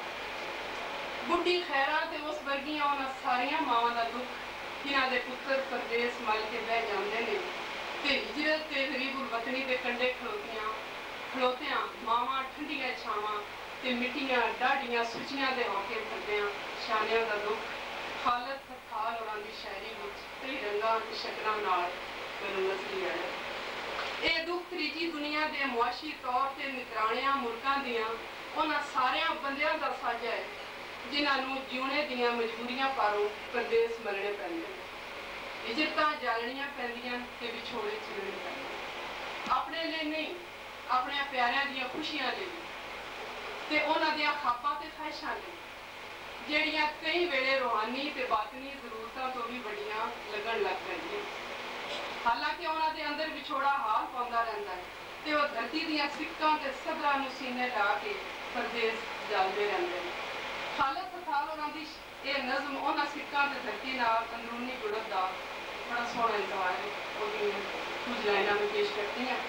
दूर में तेरिया दरियावां तो, दूर में तेरिया वावां तो, दूर में तेरिया ठंडिया धुप्पां, दूर में तेरिया छावां तो, दूर में तेरे शहर गिरावां, दूर आ मच्छा गावां तो, दूर ओ खड़े खड़ोलियां, दूर ओ डोली खारे, दूर ओ मेल ते मेली जांजी, मुकलावे भी दूर, बस एक सिख ते सफर धरती तेरी मेरे को। इस दौर में जिवें खाण पीण ਦੀਆਂ ਸ਼ੈਵਾਂ ਤੋਂ ਲੈ ਕੇ ਜਜ਼ਬਿਆਂ ਤੇ ਰਿਸ਼ਤਿਆਂ ਤੱਕ ਕੋਈ ਵੀ ਸ਼ੈ ਮਿਲਾਵਟ ਤੋਂ ਪਾਕ ਨਹੀਂ ਰਹੀ। ਉਸੇ ਤਰ੍ਹਾਂ ਪੰਜਾਬੀ ਜ਼ਬਾਨ ਵੀ ਕਈ ਰਵਾਜੀ ਬੋਲੀਆਂ ਦੀ ਮਿਲਾਵਟ ਤੇ ਆਪਣੇ ਵਟਾਏ ਹੋਏ ਲਹਿਜੇ ਪਾਰੋਂ ਆਪਣੀ ਅਸਲ ਤੋਂ ਦੂਰ ਹੁੰਦੀ ਜਾਂਦੀ ਹੈ। ਇਸ ਲਈ ਜਦੋਂ ਵੀ ਕੋਈ ਸੁਥਰੀ ਨਿਰੋਲ ਤੇ ਮਿਲਾਵਟ ਤੋਂ ਪਾਕ ਪੰਜਾਬੀ ਦੀ ਕਿਤਾਬ ਨਜ਼ਰੀ ਆਉਂਦੀ ਹੈ ਤੇ ਦਿਲ ਨੂੰ ਤਸੱਲੀ ਜਿਹੀ ਹੁੰਦੀ ਹੈ ਇਹ ਜੇ ਸਾਡੀ ਜ਼ਬਾਨ ਜਿਉਂਦੀ ਹੈ, ਹਾਲੇ ਉਹ ਮਰੀ ਨਹੀਂ। ਕਲੀ ਉੱਤੇ ਛਾਲੇ ਦੀ ਸ਼ਾਇਰੀ ਜਿੱਥੇ ਆਦਰਸ਼ਾਂ, ਜਜ਼ਬਿਆਂ, ਉਦਾਸੀਆਂ, ਉਮੀਦਾਂ ਤੇ ਨੋਸਟੈਲਜੀਆ ਦੀਆਂ ਵੰਨ ਸਵੰਨੇ ਰੰਗਾਂ ਨਾਲ ਸੱਜੀ ਹੋਈ ਹੈ, ਉੱਥੇ ਉਹਦੀ ਜ਼ਬਾਨ ਉਸ ਪੰਜਾਬੀ ਵਸੇਬ, ਰਤਲ, ਫੋਕ ਤੇ ਰੀਤਾਂ ਰਿਵਾਜਾਂ ਦੀ ਲੜੀ ਨਾਲ ਪਰੋਤੀ ਹੋਈ ਨਜ਼ਰੀ ਆਉਂਦੀ ਹੈ ਜਿਨ੍ਹਾਂ ਤੋਂ ਅਸੀਂ ਕਈ ਕੰਪਲੈਕਸਾਂ ਪਾਰੋਂ ਹੌਲੀ ਹੌਲੀ ਦੂਰ ਹੁੰਦੇ ਜਾਂਦੇ ਹਾਂ। ਲਾਕੜੀ ਭੁੱਲ ਜਾ, ਕਦੇ ਵੇਲ ਜੇ ਕਿਧਰੇ ਲੱਗ ਜਾਵੇ, ਚਲਿੱਤਰ ਤੀਵੀਂ ਤੇ ਮੁਸ਼ਾਇਰਾ ਜਿਹੀਆਂ ਕਈ ਨਜ਼ਮਾਂ ਪੜ੍ਹਦਿਆਂ ਹੋਇਆਂ ਮੈਨੂੰ ਆਪਣੀ ਮਾਂ ਬੋਲੀ ਦੇ ਉਹ ਅੱਖਰ ਦਿਸੇ ਜਿਨ੍ਹਾਂ ਨੂੰ ਹੁਣ ਸਾਡਾ ਰੋਜ਼ਮਰਾ ਵੀ ਟੁੱਟਦਾ ਜਾਂਦਾ ਹੈ ਤੇ ਇਸ ਰੋਜ਼ਮਰਾ ਨਾਲ ਜੁੜਿਆ ਹੋਇਆ ਦਰਸਵਾਸੀ ਨੇ। ਮਾਂ ਬੋਲੀ ਨਾਲ ਜੁੜੀ ਹੋਈ ਇੱਕ ਨਜ਼ਮ ਦੀਆਂ ਕੁਝ ਲਾਈਨਾਂ ਨੇ। ਆਪਣੀ ਬੋਲੀ ਬੋਲ, ਮਿੱਠੇ ਸ਼ਰਬਤ ਦੇ ਵਿੱਚ ਨਾ ਤੁਰ, ਖੱਟੀ ਲੱਸੀ ਕੋਲ, ਘਰ ਦੀ ਵਸਤ ਗੁਆਚੀ ਨੂੰ ਤੂੰ ਘਰ ਦੇ ਅੰਦਰ ਕੋਲ। ਪਿੰਡ ਵਾਲਿਆਂ ਦੀ ਬੜੀ ਮੁਸੀਬਤ ਹੈ। ਜੇ ਉਹ ਵਜੂਦੀ ਤੌਰ ਤੇ ਆਪਣੀ ਮਿੱਟੀ ਤੇ ਵਸੇਬ ਤੋਂ ਦੂਰ ਵੀ ਹੋ ਜਾਣ ਤੇ ਰੂਹਾਨੀ ਤੌਰ ਤੇ ਉਹ ਉਹਨਾਂ ਨਾਲ ਹੀ ਜੁੜੇ ਰਹਿੰਦੇ। ਇਸੇ ਲਈ ਜਿੱਥੇ ਜਾਣ ਆਪਣੇ ਪਿੰਡ ਨਾਲ ਨਾਲ ਕੀਤੀ ਫਿਰਦੇ। ਪਿੰਡਾਂ ਤੋਂ ਸ਼ਹਿਰਾਂ ਵੱਲ ਹਿਜਰਤ ਕਰਨ ਤੇ ਪਿੰਡ ਉਹਨਾਂ ਦੇ ਨਾਲ। ਜੇ ਸ਼ਹਿਰਾਂ ਤੋਂ ਵਿਦੇਸ਼ਾਂ ਨੂੰ ਜਾਣ ਤੇ ਫਿਰ ਵੀ ਪਿੰਡ ਉਹਨਾਂ ਦੇ ਨਾਲ ਨਾਲ। ਜਿੱਥੇ ਜ਼ਰਾ ਵੇਲ ਲੱਗੀ ਜੱਟ ਪਿੰਡ ਨੂੰ ਦਿਲ ਚੋਂ ਕੱਢਿਆ ਸਾਹਮਣੇ ਰੱਖ ਕੇ ਉਹਦੇ 'ਚ ਰਹਿਣ ਲੱਗ ਪਿਆ। ਉਹੀ ਗੱਲਾਂ ਉਹੀ ਸੋਚਾਂ, ਪਿੰਡਾਂ ਦੀਆਂ ਧੁੱਪਾਂ ਛਾਵਾਂ, ਸਵੇਰਾ ਸ਼ਾਮਾਂ, ਦੀਵੇ ਚਾਨਣ, ਗਲੀਆਂ, ਰਸਮਾਂ, ਰੀਤਾਂ ਤੇ ਮੁਹੱਬਤਾਂ। ਪ੍ਰਦੇਸਾਂ ਵਿੱਚ ਉਹਨਾਂ ਦੇ ਵਸਾਏ ਪਿੰਡਾਂ ਵਿੱਚ ਉਹੀ ਪਲ ਹਮੇਸ਼ਾ ਲਈ ਖਲੋ ਜਾਂਦਾ ਹੈ ਹਿਜਰਤ ਵੇਲੇ ਜਿਹਦੇ ਵਿੱਚ ਉਹਨਾਂ ਸਾਹ ਲੈ ਹੁੰਦੇ ਨੇ। ਪਰ ਜਦੋਂ ਉਹ ਪੁਲਾਂ ਥਲਿਓ ਵੇਲੇ ਦੇ ਪਾਣੀਆਂ ਦਾ ਵੱਡਾ ਹੜ ਲਗਾ ਕੇ ਚਿਰਾਂ ਪਿੱਛੋਂ ਵਾਪਸ ਦੇਸਾਂ ਨੂੰ ਮੁੜਦੇ ਤੇ ਉਹਨਾਂ ਦੇ ਪਿੰਡਾਂ ਬਾਰੇ ਫੈਂਟੇਸੀ ਬੜੇ ਬੁਰੇ ਤਰੀਕੇ ਨਾਲ ਟੁੱਟ ਜਾਂਦੀ ਹੈ। ਫਿਰ ਉਹਨਾਂ ਨੂੰ ਆਪਣਾ ਪਿੰਡ ਆਪਣਾ ਨਹੀਂ ਲੱਗਦਾ, ਉਹਦਾ ਨਕਸ਼ਾ ਹੋਰ ਦਾ ਹੋਰ ਬਣ ਚੁੱਕਿਆ ਹੁੰਦਾ ਹੈ। ਐਸੇ ਸਮੇਂ ਇੰਜ ਦੀਆਂ ਨਜ਼ਮਾਂ ਵਜੂਦ ਵਿੱਚ ਆਉਂਦੀਆਂ ਨੇ, ਨਾ ਹੁਣ ਇਹ ਉਹ ਪਿੰਡ ਰਿਹਾ ਹੈ, ਨਾ ਹੁਣ ਮੈਂ ਉਹ ਗੱਭਰੂ, ਨਾ ਅੱਖਾਂ ਵਿੱਚ ਪ੍ਰੀਤ ਉਹ ਹਜੇ, ਨਾ ਉਹ ਚਾਹ ਤੇ ਸਦਰਾਂ। ਹੌਲੇ ਹੌਲੇ ਤੱਕਦਿਆਂ ਸੱਪਾਂ ਵਾਂਗੂ ਵੇਲੇ ਕੁੰਜ ਬਟਾਈ, ਬੂਹੇ ਬੈਠਕ ਗਲੀਆਂ ਅੰਦਰ, ਓਪਰਿਆਂ ਦੀ ਇੱਕ ਘੜੀਤਨ ਡੇਰੇ ਲਾਏ, ਜਿਸ ਨੂੰ ਵੇਖ ਕੇ ਦਿਲ ਘਬਰਾਏ ਤੇ ਉਸ ਪਿੰਡ ਨੂੰ ਯਾਦ ਕਰਾਏ ਜਿਸ ਨੂੰ ਉਸ ਸਮੇਂ ਤੇ ਲੋਕੀ ਲੈ ਗਏ ਆਪਣੇ ਨਾਲ। ਖਾਲਦ ਫਥਾਲ ਹੋਰਾਂ ਦੀ ਸ਼ਾਇਰੀ ਵਿੱਚ ਵੇਲੇ ਨਾਲ ਵੀ ਸਵਾਲ ਨੇ ਤੇ ਵੇਲੇ ਨੂੰ ਗੁਲਾਮ ਬਣਾਉਣ ਵਾਲੀਆਂ ਤਾਕਤਾਂ ਨਾਲ ਵੀ। ਆਪਣੀ ਵਸੇਬ ਦਾ ਮੂੰਹ ਮੁਹਾਂਦਰਾ ਵਜਾਪਣ ਬਾਰੇ ਵੀ ਸਵਾਲ ਨੇ। ਉਸ ਵਿਗਾੜ ਨੂੰ ਕਈ ਮਸਲਹਤਾਂ, ਸਿਆਸਤਾਂ ਤੇ ਮਫਾਦਾਂ ਦੀ ਖਾਤਰ ਅੱਗੇ ਤੋਂ ਅੱਗੇ ਲੈ ਜਾਣ ਵਾਲੀਆਂ ਮਨਫੀ ਤਾਕਤਾਂ ਨਾਲ ਵੀ ਸਵਾਲ ਨੇ। ਇਹ ਸਵਾਲ ਕੁਝ ਐਂ ਸ਼ੁਰੂ ਹੁੰਦੇ ਨੇ, ਮੇਰੇ ਸਵਾਲਾਂ ਦਾ ਜਵਾਬ ਕਿਸ ਦੇਣਾ ਹੈ ਤੇ ਸਾਡੀ ਤਾਰੀਖ ਤੇ ਕਿਸ ਨੇ ਕਿੱਥੇ ਸਾਨ ਲਾਈ ਹੈ। ਕੋਟਾਂ ਤੇ ਮਾੜੀਆਂ ਨੂੰ ਕੌਣ ਲੁੱਟ ਕੇ ਲੈ ਗਿਆ ਹੈ ਤੇ ਸਾਡੀ ਤਾਰੀਖ ਦੀ ਬੁੱਕਲ ਵਿੱਚ ਕਿਹੜਾ ਲਿੰਗਾਰ ਕਿੱਥੇ ਦੀ ਚਾਕੀ ਨਾਲ ਭਰ ਗਏ ਨੇ। ਤੋਂ ਹੁੰਦੇ ਕਈ ਸੱਚੀਆਂ ਹਕੀਕਤਾਂ ਤੋਂ ਲੰਘਦੇ ਫਿਰ ਇੱਕ ਸਵਾਲ ਤੇ ਜਾ ਕੇ ਖਲੋਂਦੇ ਨੇ ਤੇ ਇਹ ਵੀ ਜਾਣਨ ਦੀ ਲੋੜ ਹੈ ਕਿ ਸਾਡੇ ਵਸੇਬ ਦੀ ਬੁੱਕਲ ਨੂੰ ਅੱਜ ਵੀ ਕੌਣ ਪਿਆ ਨੰਗਿੰਦਾ ਹੈ। ਸਵਾਲਾਂ ਭਰੀ ਇਸ ਨਜ਼ਮ ਦਾ ਉਨਵਾਨ ਵੀ ਨਜ਼ਮ ਹੀ ਹੈ। ਉਂਝ ਤੇ ਤਲੀ ਉੱਤੇ ਛਾਲੇ ਦੀ ਸ਼ਾਇਰੀ ਕਈ ਡੂੰਘੀਆਂ ਨਿੱਘੀਆਂ ਮਸਲਿਆਂ ਦਾ ਇਜ਼ਹਾਰ ਹੈ, ਪਰ ਇਹਦੇ ਵਿੱਚ ਉਹਨਾਂ ਦੇ ਵਿਚਕਾਰ ਟੁੱਟਦੇ ਨੌਸਟੈਲਜੀਆ ਤੇ ਪ੍ਰੀਤਾਂ ਦੇ ਕੰਢੇ ਖਲੋਤੇ ਬੇੜੀਆਂ ਉੱਤੇ ਨਾ ਚੜ੍ਹ ਸਕਦੇ ਮੁਸਾਫਰਾਂ ਦੀਆਂ ਬਾਤਨੀ ਵਾਰਦਾਤਾਂ ਦਾ ਰੰਗ ਬਹੁਤਾ ਗੂੜਾ ਨਜ਼ਰ ਆਉਂਦਾ ਹੈ।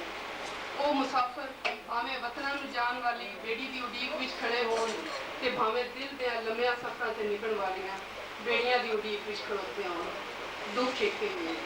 ਮੌਜ਼ੂਆਤ ਭਾਵੇਂ ਇਸ ਕਿਤਾਬ ਦੇ ਵੱਖੋ ਵੱਖ ਨੇ, ਜਿਹੜੇ ਇਜਤਮਾਈ ਸ਼ਊਰ ਤੇ ਗਲੋਬਲ ਵਿਲੇਜ ਦੇ ਕਿਸੇ ਵੀ ਹਸਾਸ ਤੇ ਫਿਕਰੀ ਤੌਰ ਤੇ ਜਿਉਂਦੇ ਬੰਦੇ ਉੱਤੇ ਰੂਹਾਨੀ ਤੇ ਬਾਤਨੀ ਲੋੜਾਂ, ਤਾਂਘਾਂ ਤੇ ਨਾਇਨਸਾਫੀਆਂ ਕਾਰੋਬਾਰਦ ਹੁੰਦੇ ਰਹਿੰਦੇ, ਜਿਨ੍ਹਾਂ ਤੋਂ ਭਾਵੇਂ ਉਹ ਮਾਦੀ ਤੇ ਮੁਆਸ਼ੀ ਲਿਹਾਜ਼ ਨਾਲ ਜਿੰਨਾ ਵੀ ਸੌਖਾ ਹੋਵੇ ਪਿੱਛਾ ਨਹੀਂ ਛੁਡਾ ਸਕਦਾ, ਨਾਤਾ ਨਹੀਂ ਤੋੜ ਸਕਦਾ। ਇੱਕ ਹਸਾਸ ਤੇ ਅੰਦਰੋਂ ਜਿਉਂਦੇ ਬੰਦੇ ਦੇ ਅੱਜ ਦਾ ਮੈਂ ਸਮਝਦੀ ਹਾਂ ਇਹ ਵੱਡਾ ਮਸਲਾ ਹੈ। ਪਰ ਇਹ ਮਸਲਾ ਹੀ ਉਹਦੀ ਬਕਾ ਦਾ ਉਹ ਰਸਤਾ ਹੈ ਜਿਹਦੇ ਉੱਤੇ ਟੁਰ ਕੇ ਉਹਨੇ ਉਸ ਮੰਜ਼ਿਲ ਤੱਕ ਜਾਣਾ ਹੈ ਜਿੱਥੇ ਉਹਦੀ ਸ਼ਨਾਖਤ, ਉਹਦੀ ਖੁਦੀ ਤੇ ਉਹਦੇ ਅਸਲ ਦੀ ਹਕੀਕਤ ਰੱਖੀ ਹੈ। ਇਹ ਸਾਰਾ ਰੌਲਾ, ਇਹ ਸਾਰੀ ਨਫਸ, ਇਹ ਸਾਰੀਆਂ ਸਿੱਕਾਂ, ਇਹ ਸਾਰੇ ਹੰਝੂ, ਇਹ ਸਾਰੀਆਂ ਹਿਜਰਤਾਂ ਸਾਡੀ ਹੋਂਦ ਲਈ ਬਹੁਤ ਜ਼ਰੂਰੀ ਹੈ। ਇਸ ਲਈ ਜੇ ਇਹ ਸਾਨੂੰ ਆਪਣੇ ਮਕਸਦ, ਆਪਣੇ ਆਦਰਸ਼ ਤੇ ਆਪਣੇ ਸੱਚ ਨਾਲ ਜੋੜੀ ਰੱਖਦੀਆਂ। ਤਲੀ ਉੱਤੇ ਛਾਲੇ ਦੀ ਸ਼ਾਇਰੀ ਵੱਖਰੀ ਹੈ ਤੇ ਸੋਹਣੀ ਹੈ। ਇਹਦੇ ਵਿੱਚ ਮਿੱਟੀ ਨਾਲ ਜੁੜਨ ਦੇ ਮਜ਼ਬੂਤ ਇਸ਼ਾਰੇ ਵੀ ਨੇ ਤੇ ਪਰਦੇਸਾਂ ਵਿਦੇਸਾਂ ਦੀ ਤਾਂਘ ਸੀਨਿਆਂ ਅੰਦਰ ਰੱਖ ਕੇ ਬੈਠੇ ਬੇਜ਼ਬਾਨ ਸ਼ਾਨਿਆਂ ਦਾ ਦੁੱਖ ਵੀ ਹੈ ਤੇ ਬੁੱਢੀ ਖੈਰਾਂ ਜਿਹੀਆਂ ਪੁੱਤਰਾਂ ਦੀਆਂ ਖੱਤਾਂ ਪੱਤਰਾਂ ਤੇ ਖੈਰਾਂ ਮੰਗਦੀਆਂ ਮਮਤਾ ਹੱਥੋਂ ਬੇਵਸ ਹੋ ਕੇ ਰਾਹ ਵਿੱਚ ਬੈਠੀਆਂ ਮਾਵਾਂ ਦੇ ਸੁੱਕਿਆਂ ਹੰਝੂਆਂ ਦੀਆਂ ਕਤਾਰਾਂ ਵੀ ਨੇ, ਜਿਹੜੀਆਂ ਅੱਖਾਂ ਅੰਦਰ ਦੁੱਖਾਂ ਦੀਆਂ ਮਿਸਾਲਾਂ ਵਾਂਗੂ ਬਣਦੀਆਂ ਰਹਿੰਦੀਆਂ। ਮੈਂ ਐਡੀ ਸੱਚੀ ਤੇ ਸੁਥਰੀ ਸ਼ਾਇਰੀ ਤੇ ਖਾਲਦ ਸਾਹਿਬ ਨੂੰ ਮੁਬਾਰਕਬਾਦ ਦਿੰਦੀ ਹਾਂ ਤੇ ਉਮੀਦ ਕਰਦੀ ਹਾਂ ਕਿ ਉਹਨਾਂ ਦੀ ਅਗਲੀ ਕਿਤਾਬ ਵਿੱਚ ਵੀ ਖੂਬਸੂਰਤੀ, ਜ਼ਬਾਨ ਦੀ ਖੂਬਸੂਰਤੀ ਜਿਹੜੀ ਕਿ ਸਭ ਤੋਂ ਜ਼ਿਆਦਾ ਮੁਤਾਸਰ ਕਰਦੀ ਹੈ, ਜਿਹਦੇ ਬਾਰੇ ਜਜ਼ਾਦ ਸਾਹਿਬ ਗੱਲ ਵੀ ਕੀਤੀ ਹੈ ਕਿ ਮੈਂ ਬੜੇ ਚਿਰ ਪਿੱਛੋਂ ਇਤਨੀ ਸੁਥਰੀ ਤੇ ਖਾਲਸ ਜ਼ਬਾਨ ਸ਼ਾਇਰੀ ਵਿੱਚ ਪੜ੍ਹੀ ਹੈ, ਖਾਲਸ ਲਹਿਜਾ ਪੜ੍ਹਿਆ ਹੈ ਤੇ ਮੈਨੂੰ ਉਮੀਦ ਹੈ ਉਹਨਾਂ ਦੀ ਆਇੰਦਾ ਆਉਣ ਵਾਲੀ ਕਿਤਾਬ ਵਿੱਚ ਵੀ ਜ਼ਬਾਨ ਇੰਝ ਹੀ ਹੋਏਗੀ। ਖਿਆਲ ਤੇ ਸ਼ਾਇਰ ਦਾ ਵਕਤ ਦੇ ਨਾਲ ਅੱਗੇ ਜਾਣਾ ਹੁੰਦਾ ਤੇ ਇਸ ਸ਼ੇਰ ਦੇ ਨਾਲ, ਇਹਨਾਂ ਦੋ ਲਾਈਨਾਂ ਦੇ ਨਾਲ ਮੈਂ ਆਪਣੇ ਮਜ਼ਮੂਨ ਨੂੰ ਖਤਮ ਕਰਦੀ ਹਾਂ। ਇਸ ਜਗ ਦੀ ਤਸਵੀਰ ਦੇ ਉੱਤੇ ਕਿਤਨੇ ਨਕਸ਼ ਬਣੇ ਤੇ ਮਿਟ ਗਏ। ਇਸ ਜਗ ਦੀ ਤਸਵੀਰ ਦੇ ਉੱਤੇ ਕਿਤਨੇ ਨਕਸ਼ ਬਣੇ ਤੇ ਮਿਟ ਗਏ। ਸਧਰਾਂ ਚਾਵਾਂ ਦੇ ਸਖਣੇ ਖੜੇ ਚੁੱਕੀ ਆਪਣੀ ਆਪਣੀ ਵਾਰ ਉਡੀਕਦੇ ਪਿੱਛੇ ਦੇਖਿਆ ਉਹਦੇ ਵੀ ਲਾ ਨਹੀਂ ਹੈ। ਲੇਕਿਨ ਇਹਦੇ ਬਾਵਜੂਦ ਹੋਇਆ ਇੰਜ ਵੀ ਜਿਸ ਵੇਲੇ ਉਹ ਮੈਂ ਮਾਸਟਰ ਡਿਗਰੀ ਕਰ ਰਿਹਾ ਤੇ ਪਤਾ ਲੱਗਾ ਕਿ ਉਹ ਯੂਨੀਵਰਸਿਟੀ ਵਾਲੇ ਰੱਖਿਆ ਕਿ ਜਿੰਨੀ ਦੇਰ ਤੱਕ ਉਹਨਾਂ ਨੇ ਇੱਕ ਮਿਨੀਮਮ ਲੈਵਲ ਰੱਖਿਆ ਮੈਥਮੈਟਿਕਸ ਦਾ, ਉਹ ਨਾ ਆਵੇ ਉਨੀ ਦੇਰ ਤੱਕ ਡਿਗਰੀ ਨਹੀਂ ਲੱਗ ਸਕਦੀ। ਇਹਦੇ ਬਾਵਜੂਦ ਫਿਰ ਮੈਨੂੰ ਮਿਨੀਮਮ ਲੈਵਲ ਦਾ ਜਿਹੜਾ ਇੱਕ ਸਮੈਸਟਰ ਦਾ ਕੋਰਸ ਹੈ ਉਹ ਕਰਨਾ ਪਿਆ। ਤੇ ਉਸੇ ਲਿਟਰੇਚਰ ਸਬਜੈਕਟ ਯੂਰੋਪੀਅਨ ਲਿਟਰੇਚਰ ਹੋਮਰ ਤੋਂ ਲੈ ਕੇ ਡਾਂਟੇ ਯੂਰੋਪੀਅਨ ਅਰਿਸਟੋਫੈਨਸ ਸਾਰਾ ਵੈਸਟਰਨ ਲਿਟਰੇਚਰ ਪੜ੍ਹਿਆ ਸ਼ੇਕਸਪੀਅਰ ਦਾ। ਲੇਕਿਨ ਜਿਸਲੇ ਨਾਲ ਨਾਲ ਆਪਣਾ ਅਦਬ ਪੜ੍ਹਿਆ ਤਾਂ ਇਹ ਸਹੀ ਹੋਇਆ ਕਿ ਜੋ ਗੱਲਾਂ ਬਾਦਸ਼ਾਹ ਹੋਰਾਂ ਨੇ ਤਸੱਲੀ ਇਹ ਚੈਨ ਪੜ੍ਹ ਕੇ ਹੁੰਦਾ ਉਹ ਆਪਣੀ ਜ਼ੁਬਾਨ ਦਾ ਹੀ ਜਿਹੜਾ ਹੈ ਉਹ ਵੀ ਪੜ੍ਹਿਆ ਹੁੰਦਾ ਹੈ। ਇਸੇ ਦੇ ਨਤੀਜੇ ਜੀ ਆਪਣੀ ਜ਼ੁਬਾਨ ਨਾਲ ਇੱਕ ਰਸਮਤ ਦੇ ਨਤੀਜੇ ਹੋਇਆ। ਮਿਹਰਬਾਨੀ ਸਾਰੇ ਦੋਸਤਾਂ ਦੀ ਜਿਨ੍ਹਾਂ ਨੇ ਆਪਣਾ ਮਦਦ ਕਰਿਆ ਤੇ ਮੈਂ ਐਵੇਂ ਆਖਰ ਤੇ ਨਜ਼ਮ ਸਦਰਾਂ ਕਢੋਲੀ ਕਰਦੀਆਂ ਸੱਸੀਆਂ ਤੇ ਸੋਹਣੀਆਂ ਸੀ ਪੂਰਨ ਮੂਲ ਹੱਦੀਆਂ ਛਲਾਂ ਦੇ ਵਿੱਚ ਮਰਦੀਆਂ ਇਕੱਠੀਆਂ ਤੇ ਕਰਦੀਆਂ ਸਦਰਾਂ ਕਢੋਲੀ ਕਰਦੀਆਂ ਵੈਨ ਹਾੜੇ ਕਰਦੀਆਂ ਹੀਰਾਂ ਵੀ ਡੋਲੀ ਖਿੜਦੀਆਂ ਬਾਂਬੜਾਂ ਚ ਛੱਡਦੀਆਂ ਮੁਕਾਲਕ ਸਮੇਂ ਨੂੰ ਮਰਦੀਆਂ ਡੋਲਾਂ ਤੇ ਨਹੀਂ ਆਦੀਆਂ ਸਦਰਾਂ ਕਢੋਲੀ ਕਰਦੀਆਂ ਸਾਹਿਬਾਂ ਤੇ ਮਿਲਦੇ ਰਾਵਾਂ ਦੇ ਵਿੱਚ ਕੁਕਰੇ ਸਾਹਿਬਾਂ ਤੇ ਮਿਲਦੇ ਰਾਵਾਂ ਦੇ ਵਿੱਚ ਕੁਕਰੇ ਨਾ ਮਹਿੰਦੀ ਖਾਰੇ ਡੋਲੀਆਂ ਮਾਵਾਂ ਤੇ ਭੈਣਾਂ ਭੋਲੀਆਂ ਪਾਣੀ ਦੇ ਕਰਬੇ ਭਰ ਕੇ ਬੂਹੇ ਤੇ ਅੱਗੇ ਧਰਦੀਆਂ ਸਦਰਾਂ ਕਢੋਲੀ ਕਰਦੀਆਂ ਸੋਚਾਂ ਦਹਿਰ ਪਿੰਨੀਆਂ ਸਮੇਂ ਨੂੰ ਵਿਸਾਂ ਚਾੜੀਆਂ ਸੋਚਾਂ ਦਹਿਰ ਪਿੰਨੀਆਂ ਸਮੇਂ ਨੂੰ ਵਿਸਾਂ ਚਾੜੀਆਂ ਝੁੱਡਲ ਤੇ ਪੈਰ ਧਰਦੀਆਂ ਅੰਧਿਆਰਿਆਂ ਤੇ ਸੜਦੀਆਂ ਸਦਰਾਂ ਕਢੋਲੀ ਕਰਦੀਆਂ ਈਖੀ ਅਜੇ ਨਹੀਂ ਲਾਉਣੀ ਈਖੀ ਅਜੇ ਨਹੀਂ ਲਾਉਣੀ ਸੁੱਖ ਦੀ ਸਵੇਰ ਦੀ ਸਮੇਂ ਦੇ ਸਿੱਧੇ ਫੇਰ ਦੀ ਐਸਾਂ ਵੱਲ ਕੰਡ ਕਰਦੀਆਂ ਸਦਰਾਂ ਕਢੋਲੀ ਕਰਦੀਆਂ।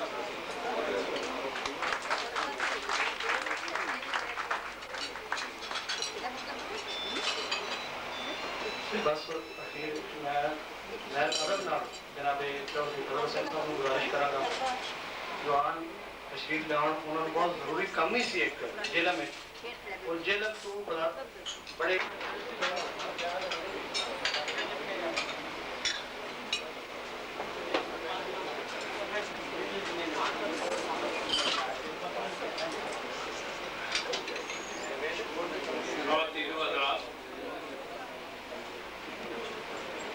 खालिद ने जो मेरे नाल सलाह की थी कि मैं अपनी इस किताब की मुख उठारी जी है लाहौर भी कराना चाहता तो मैं बड़ा अटकिया बड़ा रोकिया बंदा बन लाहौरिया के ना छड़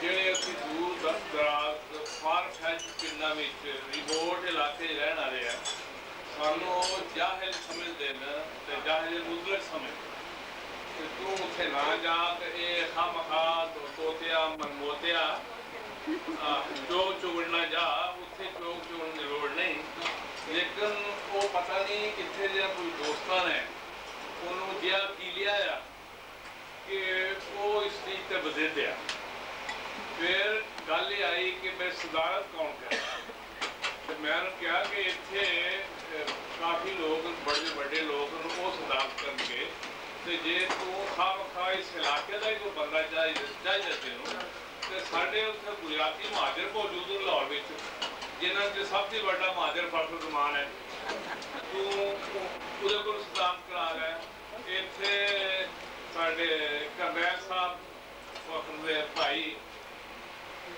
ਦਿਲ ਨਵਾਜ਼ ਦਿਲ ਉਹ ਤਸਵੀਰ ਹੁੰਦੇ ਉਹਨਾਂ ਕੋਲ ਸਦਾਰਤ ਕਰਾਉਣਾ ਜ਼ਰੂਰੀ ਹੈ ਗੁਜਰਾਤ ਦਾ ਕੋਈ ਬੰਦਾ ਚਾਹੀਦਾ ਤੇ ਮੈਨੂੰ ਤੂੰ ਐਸ ਉਮਰੇ ਇੰਨਾ ਤਰੀਕ ਤਰੀਕੇ ਨਾਲ ਕੰਮ ਛੱਡ ਦੇ ਉਹਨੇ ਕਿਹਾ ਨਹੀਂ ਤੂੰ ਇਹ ਕੰਮ ਕਰੇਗਾ ਅਰਸੂਟ ਕਰੇਗਾ ਮੈਂ ਪੰਜਾਬੀ ਅਜੇ ਤੱਕ ਇੱਥੇ ਰੁਕਿਆ ਤੇ ਗਿਆ ਜਿਹੜੀ ਦਬੰਗ ਕਿਸਮ ਦੀ ਸਟੇਜ ਸੈਕਟਰੀ ਪਤਾ ਨਹੀਂ ਕਿੱਥੋਂ ਲੱਭ ਲਈ ਇਹਨੇ।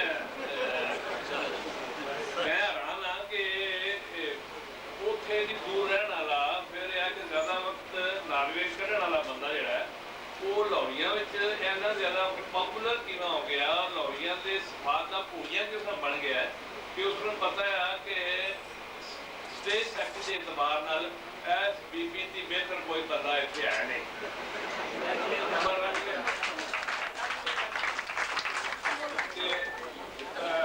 ਸਾਰਿਆਂ ਨੂੰ ਇਸ ਦੀ ਇੱਜ਼ਤ ਕਰਦਾ ਰਿਹਾ। ਫਿਰ ਮਸਲਾ ਇਹ ਪੈਦਾ ਹੋਇਆ ਕਿ ਮੈਂ ਆਪਣਾ ਫੰਕਸ਼ਨ ਜਿਹੜਾ ਹੈ, ਇਹ ਤਕਲੀਫ ਜਿਹੜੀ ਹੈ ਮੈਂ ਸ਼ਜ਼ਾਨ ਵਿੱਚ ਕਰਾਂਗਾ। ਉਹਨੂੰ ਕਿਹਾ ਮੈਂ ਸ਼ਜ਼ਾਨ ਵਿੱਚ ਕਦੇ ਕਦੇ ਦਾਲ ਲੱਗਦਾ ਤਾਂ ਰੋਟੀ ਖਾਣ ਦਾ ਮੌਕਾ ਮਿਲ ਜਾਂਦਾ ਹੈ, ਲੇਕਿਨ ਸ਼ਜ਼ਾਨ ਦੇ ਵਿੱਚ ਕਿਸੇ ਆਦਮੀ ਤਕਲੀਫ ਦੇ ਬਾਰੇ ਕੋਈ ਨਹੀਂ ਸੁਣਿਆ ਤੇ ਤੂੰ ਉਹਦੀ ਬਜਾਏ ਫਲੈਟੀ ਓਟ ਰੱਖ ਲੈ। ਉੱਥੇ ਗੈਰ ਵੀ ਪਈ ਹੈ, ਉਧਰ ਸੁਣਨ ਵਾਲੇ ਵੀ ਆ ਜਾਂਦੇ ਨੇ ਤੇ ਸੁਣਨ ਵਾਲੇ ਵੀ ਆ ਜਾਂਦੇ ਨੇ, ਤੇ ਉੱਥੇ ਅਕਸਰ ਫੰਕਸ਼ਨ ਵੀ ਹੋਏ ਨਾ, ਉਹ ਕਰ ਲੈ। ਕਹਿਣ ਲੱਗਾ ਕਿ ਨਹੀਂ, ਜਿਹੜੇ ਮੇਰੀ ਇਸ ਤਕਲੀਫ ਵਿੱਚ ਬੰਦੇ ਆਉਣੇ ਉਹਨਾਂ ਦੀ ਤਾਦਾਦ ਥੋੜ੍ਹੀ ਜਿਹੀ ਹੋਣੀ ਹੈ ਤੇ ਉੱਥੇ ਹਾਲ ਬੜਾ ਵੱਡਾ ਹੈ ਤੇ ਉਹ ਕੋਈ ਤਕਲੀਫ ਜਿਹੜੀ ਹੈ ਬੜੀ ਅਜੀਬ ਜਿਹੀ ਨਜ਼ਰ ਆਏਗੀ। ਪਰ ਮੇਰਾ ਖਿਆਲ ਹੈ ਹੁਣ ਉਹ ਪਛਤਾ ਰਿਹਾ ਹੋਵੇਗਾ, ਜਿਹੜਾ ਆਪਣੇ ਦੋਸਤਾਂ ਨੂੰ ਇੱਥੇ ਖਲੋਤਿਆਂ ਵੇਖਦਾ ਹੋਵੇਗਾ ਕਿ ਕਿਤੇ ਬੇਚਾਰੇ ਇਸ ਗਰਮੀ ਦੇ ਵਿੱਚ ਇਸ ਹਾਲਤ ਵਿੱਚ ਖੜੇ ਨੇ, ਤਾਂ ਇਹਨੂੰ ਉਹਨਾਂ ਪਰ ਤਰਸ ਆਉਂਦਾ ਹੋਵੇਗਾ, ਉਹ ਦਿਲੋਂ ਗਾਲਾਂ ਵਿਗੜਦੇ ਹੋਣਗੇ। ਦੁਬਾਰਾ ਲੈ ਆ ਕਿ ਇਹਨੂੰ ਇਹ ਸਮਝ ਆ ਗਈ ਹੈ ਕਿ ਮੈਂ ਇਹੋ ਜਿਹੀ ਹਰਕਤ ਨਹੀਂ ਕਰਨੀ। ਪਰ ਅੱਗੋਂ ਵੇਖ ਲਾਂਗੇ, ਇਹ ਪਤਾ ਲੱਗ ਗਿਆ ਕਿ ਜਿਹੜੇ ਲਾਹੌਰੀ ਹਨ ਉਹਨਾਂ ਦੇ ਮੁਤਲਕ ਸਾਡੇ ਜ਼ਿਹਨ ਵਿੱਚ ਜਿਹੜੇ ਕੋਈ ਮਿਸਕਨਸੈਪਸ਼ਨ ਰਹਿਣ, ਕੁਝ ਗਲਤਫਹਿਮੀਆਂ ਹਨ, ਉਹ ਹਕੀਕਤਨ ਗਲਤਫਹਿਮੀਆਂ ਆਈਆਂ। ਅੱਜ ਸਾਨੂੰ ਪਤਾ ਲੱਗਿਆ ਕਿ ਤੁਸੀਂ ਬੜੇ ਪਿਆਰ ਕਰਨ ਵਾਲੇ ਲੋਕ ਹੋ। ਜਿਹੜਾ ਕੋਈ ਬੰਦਾ ਬਾਹਰੋਂ ਆਵੇ, ਬਾਹਰ ਆਉਣ ਵਾਲਿਆਂ ਨਾਲ ਤੁਸੀਂ ਖਾਸਾ ਪਿਆਰ ਕਰਦੇ ਹੋ। ਔਰ ਇਹ ਜਿਹੜੀ ਰਿਸੈਪਸ਼ਨ ਸੰਦੇਸ਼ ਦੀ ਰਿਸੈਪਸ਼ਨ ਇਸ ਤਰ੍ਹਾਂ ਕਿ ਅੱਜ ਕੱਲ੍ਹ ਸ਼ਾਇਰ ਲੱਭਣ ਕੋਈ ਔਖਾ ਕੰਮ ਨਹੀਂ, ਅਦੀਬ ਲੱਗਣ ਵੀ ਔਖਾ ਕੰਮ ਨਹੀਂ। ਉਹ ਇੱਕ ਮੁਸ਼ਾਇਰੇ ਵਿੱਚ ਸ਼ਾਇਰ ਖਤਮ ਨਹੀਂ ਹੁੰਦੇ, ਸ਼ਾਇਰ ਤੇ ਸ਼ਾਇਰ ਲੋਕਲ ਸ਼ਾਇਰ ਨਾ ਮੁੱਕਣ। ਇੱਕ ਮੁੰਡਾ ਫਿਰ ਤਾਂ ਉੱਠਿਆ, ਉਹ ਕਹਿ ਰਿਹਾ ਵੇ ਐਤਕੀ ਦੁਆਣੇ ਤੇ ਸ਼ਾਇਰ ਹੋਈ ਬੜੇ। ਸ਼ਾਇਰਾਂ ਦੀ ਕੋਈ ਕਮੀ ਨਹੀਂ, ਲੇਕਿਨ ਇੱਕ ਅੱਛਾ ਸਾਮੀ ਰਾਤ ਵਿੱਚ ਜਿਹਦੇ ਵਿੱਚ ਅਸੀਂ ਉੱਥੇ ਬਹੁਤ ਅੱਛਾ ਫੰਕਸ਼ਨ ਕਰ ਲਾਂਗੇ, ਲੇਕਿਨ ਇਹਦੇ ਉੱਪਰ ਵੀ ਐਸਾ ਜ਼ਾਹਿਦ ਹਸਨ ਦਾ ਜਾਦੂ ਵੀ ਇਸ ਤਰ੍ਹਾਂ ਇਹਦੇ ਉੱਪਰ ਚੱਲੇ ਆ ਕਿ ਇੱਥੇ ਆ ਗਿਆ ਔਰ ਜਾਦੂ ਜਿਹੜਾ ਅੱਜ ਸਿਰ ਚੜ੍ਹ ਕੇ ਬਣ ਰਿਹਾ। ਬੜੀ ਖੁਸ਼ੀ ਹੋਈ ਹੈ ਜੋ ਤੁਹਾਡੀ ਇਸ ਕੈਫੀਅਤ ਹੈ ਮੈਂ ਮਹਿਸੂਸ ਕਰਦਾ ਪਿਆ, ਕਿਉਂਕਿ ਜੋ ਕਿਸੇ ਦੇ ਹੱਥ ਵਿੱਚ ਕੋਈ ਕਿਤਾਬ ਜਾਂ ਰਸਾਲਾ ਜਾਂ ਕੋਈ ਲਾਭੀ ਕਾਰਡ ਹੈ, ਉਹ ਬੀਬੀਆਂ ਖਾਸ ਤੌਰ ਤੇ ਉਸ ਕਾਰਡ ਨੂੰ ਇਸਤੇਮਾਲ ਕਰ ਰਹੀਆਂ ਬਤੌਰ ਪੱਖੀ ਦੇ। ਤੇ ਗਰਮੀ ਜ਼ਿਆਦਾ ਹੈ, ਜ਼ਿਆਦਾ ਵਕਤ ਨਹੀਂ ਲੈਂਦਾ। ਇੱਕ ਗੱਲ ਥੋੜ੍ਹੀ ਜਿਹੀ ਮੈਂ ਜ਼ਰੂਰ ਕਰਾਂਗਾ ਕਿ ਤੁਸੀਂ ਲੋਕ ਬੜੇ ਖੁਸ਼ਕਿਸਮਤ ਹੋ ਕਿ ਖੁੱਲੇ ਡੁੱਲੇ ਪੰਜਾਬੀ ਬੋਲ ਲੈਂਦੇ ਹੋ, ਖੁੱਲੇ ਡੁੱਲੇ ਪੰਜਾਬੀ ਲਿਖ ਲੈਂਦੇ ਹੋ, ਖੁੱਲੇ ਡੁੱਲੇ ਤੁਸੀਂ ਪੰਜਾਬੀ ਗਾ ਲੈਂਦੇ ਹੋ। ਲੇਕਿਨ ਇਸ ਮੁਲਕ ਦੇ ਵਿੱਚ ਮੈਂ ਉਸ ਜ਼ਮਾਨੇ 'ਚ ਜਦੋਂ ਪੰਜਾਬੀ ਦੇ ਅਦਬ ਦੇ ਬਾਰੇ ਗੱਲ ਕਰਨੀ ਵੀ ਇੱਕ ਗੁਨਾਹ ਸਮਝੀ ਜਾਂਦੀ, ਔਰ ਕੋਈ ਆਦਮੀ ਜਿਹੜਾ ਪੰਜਾਬੀ ਦਾ ਕੋਈ ਸ਼ੇਰ ਕਹਿੰਦਾ ਹੈ ਜਾਂ ਮਜ਼ਮੂਨ ਲਿਖਦਾ ਹੈ, ਮਜ਼ਮੂਨ ਲਿਖਣ ਦੀ ਰਸਮ ਤੰਗੀ ਬੜੀ ਘੱਟ ਹੀ, ਉਸ ਜ਼ਮਾਨੇ 'ਚ ਬੜੀ ਘੱਟ ਹੀ। ਤੇ ਅਗਰ ਕੋਈ ਸ਼ੇਰ ਔਰ ਸ਼ੇਰ ਵਿੱਚ ਅਗਰ ਕੋਈ ਕੰਮ ਦੀ ਗੱਲ ਆ ਜਾਂਦੀ ਤੇ ਹਕੂਮਤ ਉਰਦੂ ਸ਼ਾਇਰਾਂ ਨੂੰ ਕੋਈ ਨਹੀਂ ਕਹਿੰਦੀ, ਪੰਜਾਬੀ ਸ਼ਾਇਰਾਂ ਨੂੰ ਫੜ ਕੇ ਸਿੱਧੀ ਕਿਲੇ 'ਚ ਲੈ ਜਾਂਦੀ। ਔਰ ਤੁਸੀਂ ਬੇਸ਼ੱਕ ਦੇਖ ਲਓ, ਤੁਸੀਂ ਜਾ ਕੇ ਸਟੈਟਿਸਟੀਕਲ ਡੇਟਾ ਲੈ ਲਓ ਕਿ ਜਿੰਨੇ ਸਾਡੇ ਕੰਮ ਦੇ ਸ਼ਾਇਰ ਹੋਏ ਨੇ, ਪੰਜਾਬੀ ਦੇ ਕੰਮ ਦੇ ਸ਼ਾਇਰ, ਉਹ ਉਹਦੇ ਠੀਕ ਹੈ ਕਿ ਸਾਡੇ ਕੁਝ ਬਜ਼ੁਰਗਾਂ ਦੀ ਨਵਾਜ਼ਿਸ਼ ਵੀ ਸ਼ਾਮਲ ਹੈ ਕਿ ਜਿਹੜੇ ਮਖਸੂਸ ਮਫਾਦਾਤ ਦੀ ਖਾਤਰ ਉਹਨਾਂ ਦੀ CID ਵੀ ਕਰਦੇ ਹੁੰਦੇ, ਪਰ ਉਹਨਾਂ ਜ਼ਿਆਦਾ ਵਕਤ ਜਿਹੜਾ ਉਹ ਸ਼ਾਹੀ ਕਿਲੇ ਦੀਆਂ ਸਹੂਲਤਾਂ ਤੇ ਮੁਸੀਬਤਾਂ ਜਿਹੜੀਆਂ ਸਹੀਆਂ। ਸ਼ਰੀਫ ਕੁਜਾਈ ਨੇ ਜਦੋਂ ਆਪਣੀ ਕਿਤਾਬ ਜਗਰਾਤੇ ਨੂੰ ਛਾਪਣ ਦਾ ਇਰਾਦਾ ਕੀਤਾ ਤੇ ਉਸ ਵੇਲੇ ਜ਼ਰੂਰਤ ਨਾ ਪਈ ਕਿ ਇੱਥੇ ਛਾਪੇ। ਕਿਉਂ ਕਿ ਉਹ ਕਹਿੰਦੇ ਕਿ ਇਹਦੇ ਵਿੱਚ ਕੁਝ ਬਾਗਿਆਨਾ ਸ਼ੇਰ ਮੌਜੂਦ ਨੇ। ਉਸਨੇ ਪਹਿਲਾਂ ਉਹ ਗੁਰਮੁਖੀ ਅੱਖਰਾਂ ਵਿੱਚ ਈਸਟ ਪੰਜਾਬ ਦੇ ਛਪਵਾਈ, ਫਿਰ ਆਸਤਾ ਆਸਤਾ ਜਦੋਂ ਚੱਲ ਨਿਕਲੀ ਫਿਰ ਉਹਦੀ ਹਿੰਮਤ ਹੋਈ ਤਾਂ ਉਸਨੂੰ ਹੌਸਲਾ ਪਿਆ ਤਾਂ ਉਹਨੇ ਇੱਥੇ ਜਗਰਾਤੇ ਛਪਾਏ। ਗੱਲ ਉਹਦੇ ਏਡੀ ਲੰਮੀ ਕੋਈ ਨਹੀਂ। ਇੱਥੇ ਕਿਤਾਬ ਦਾ ਅਗਰ ਤੁਸੀਂ ਬਿਸਮਿਲ੍ਲਾ ਵੇਖੋ ਤਾਂ ਉਹਦੇ ਵਿੱਚ ਤਿੰਨਾਂ ਬਜ਼ੁਰਗ ਹਸਤੀਆਂ ਦੇ ਨਾਂ ਤੇ ਇੰਤਸਾਬ ਕੀਤਾ ਗਿਆ, ਸ਼ਰੀਫ ਕੁੰਜਾਈ, ਅਹਿਮਦ ਰਾਈ ਤੇ ਅੰਮ੍ਰਿਤਾ ਪ੍ਰੀਤਮ। ਲੇਡੀਜ਼ ਫਸਟ ਦੇ ਇਤਬਾਰ ਨਾਲ ਅੰਮ੍ਰਿਤਾ ਪ੍ਰੀਤਮ ਦਾ ਨਾਂ ਇਹਨਾਂ ਨੂੰ ਪਹਿਲਾਂ ਲਿਖਣਾ ਚਾਹੀਦਾ ਹੈ, ਖੁੰਝ ਗਏ ਇੱਥੋਂ। ਪਰ ਕਿ ਜਿਸ ਵੇਲੇ ਇੱਥੇ ਪੰਜਾਬੀ ਐਮਏ ਨਹੀਂ ਸ਼ੁਰੂ ਹੋਇਆ, ਉਸ ਵੇਲੇ ਪੰਜਾਬੀ ਫਾਜ਼ਲ ਇੱਥੇ ਉਹ ਬੜਾ ਮਕਬੂਲ ਆ।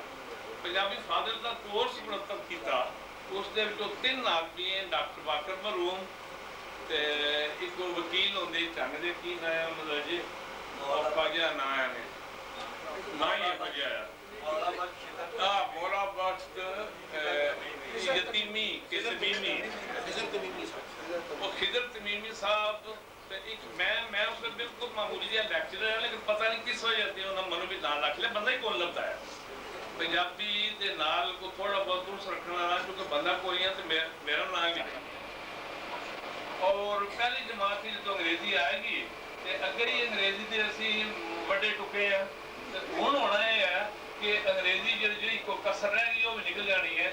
ਪਰ ਇਹਨਾਂ ਸਾਰੀ ਗੱਲਾਂ ਦੀ ਡਿਸਕਰੇਜ ਹੋਣ ਦੀ ਲੋੜ ਨਹੀਂ, ਹਿੰਮਤ ਕਰੋ, ਚਲਦੇ ਚਲੋ। ਆਖਰ ਇੱਥੇ ਪਹੁੰਚ ਗਏ ਆ, ਆਪਣੇ ਬੰਦੇ ਅੱਜ ਇਸ ਤਕਰੀਬ ਵਿੱਚ ਸ਼ਾਮਲ ਹੋ ਗਏ ਨਾ। ਜਿਸ ਤੱਕ ਸਥਾਲ ਦਾ ਤਲਕ ਹੈ ਸਾਡਨ ਤੋਂ ਸਥਾਲ ਦਾ, ਇਹ ਨਾਰਵੇ ਚ ਰਿਹਾ।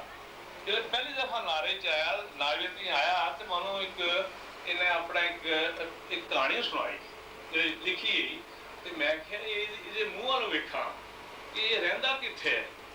ਤੇ ਇਹ ਆਮ ਤੌਰ ਤੇ ਹੁੰਦਾ ਇਹ ਹੈ ਕਿ ਸਾਡੇ ਜਿਹੜੇ ਦੇਸੀ ਲੋਕ ਨਾ ਇਹ ਅੰਗਰੇਜ਼ੀ ਗੱਲਾਂ ਕਰਦੇ ਨੇ, ਇਸੇ ਵਾਸਤੇ ਮੁਹਾਵਰਾ ਬਣੇ ਆ ਦੇਸੀ ਕੁੱਤੀ ਤੇ ਵਲਾਇਤੀ ਚੀਕਾਂ।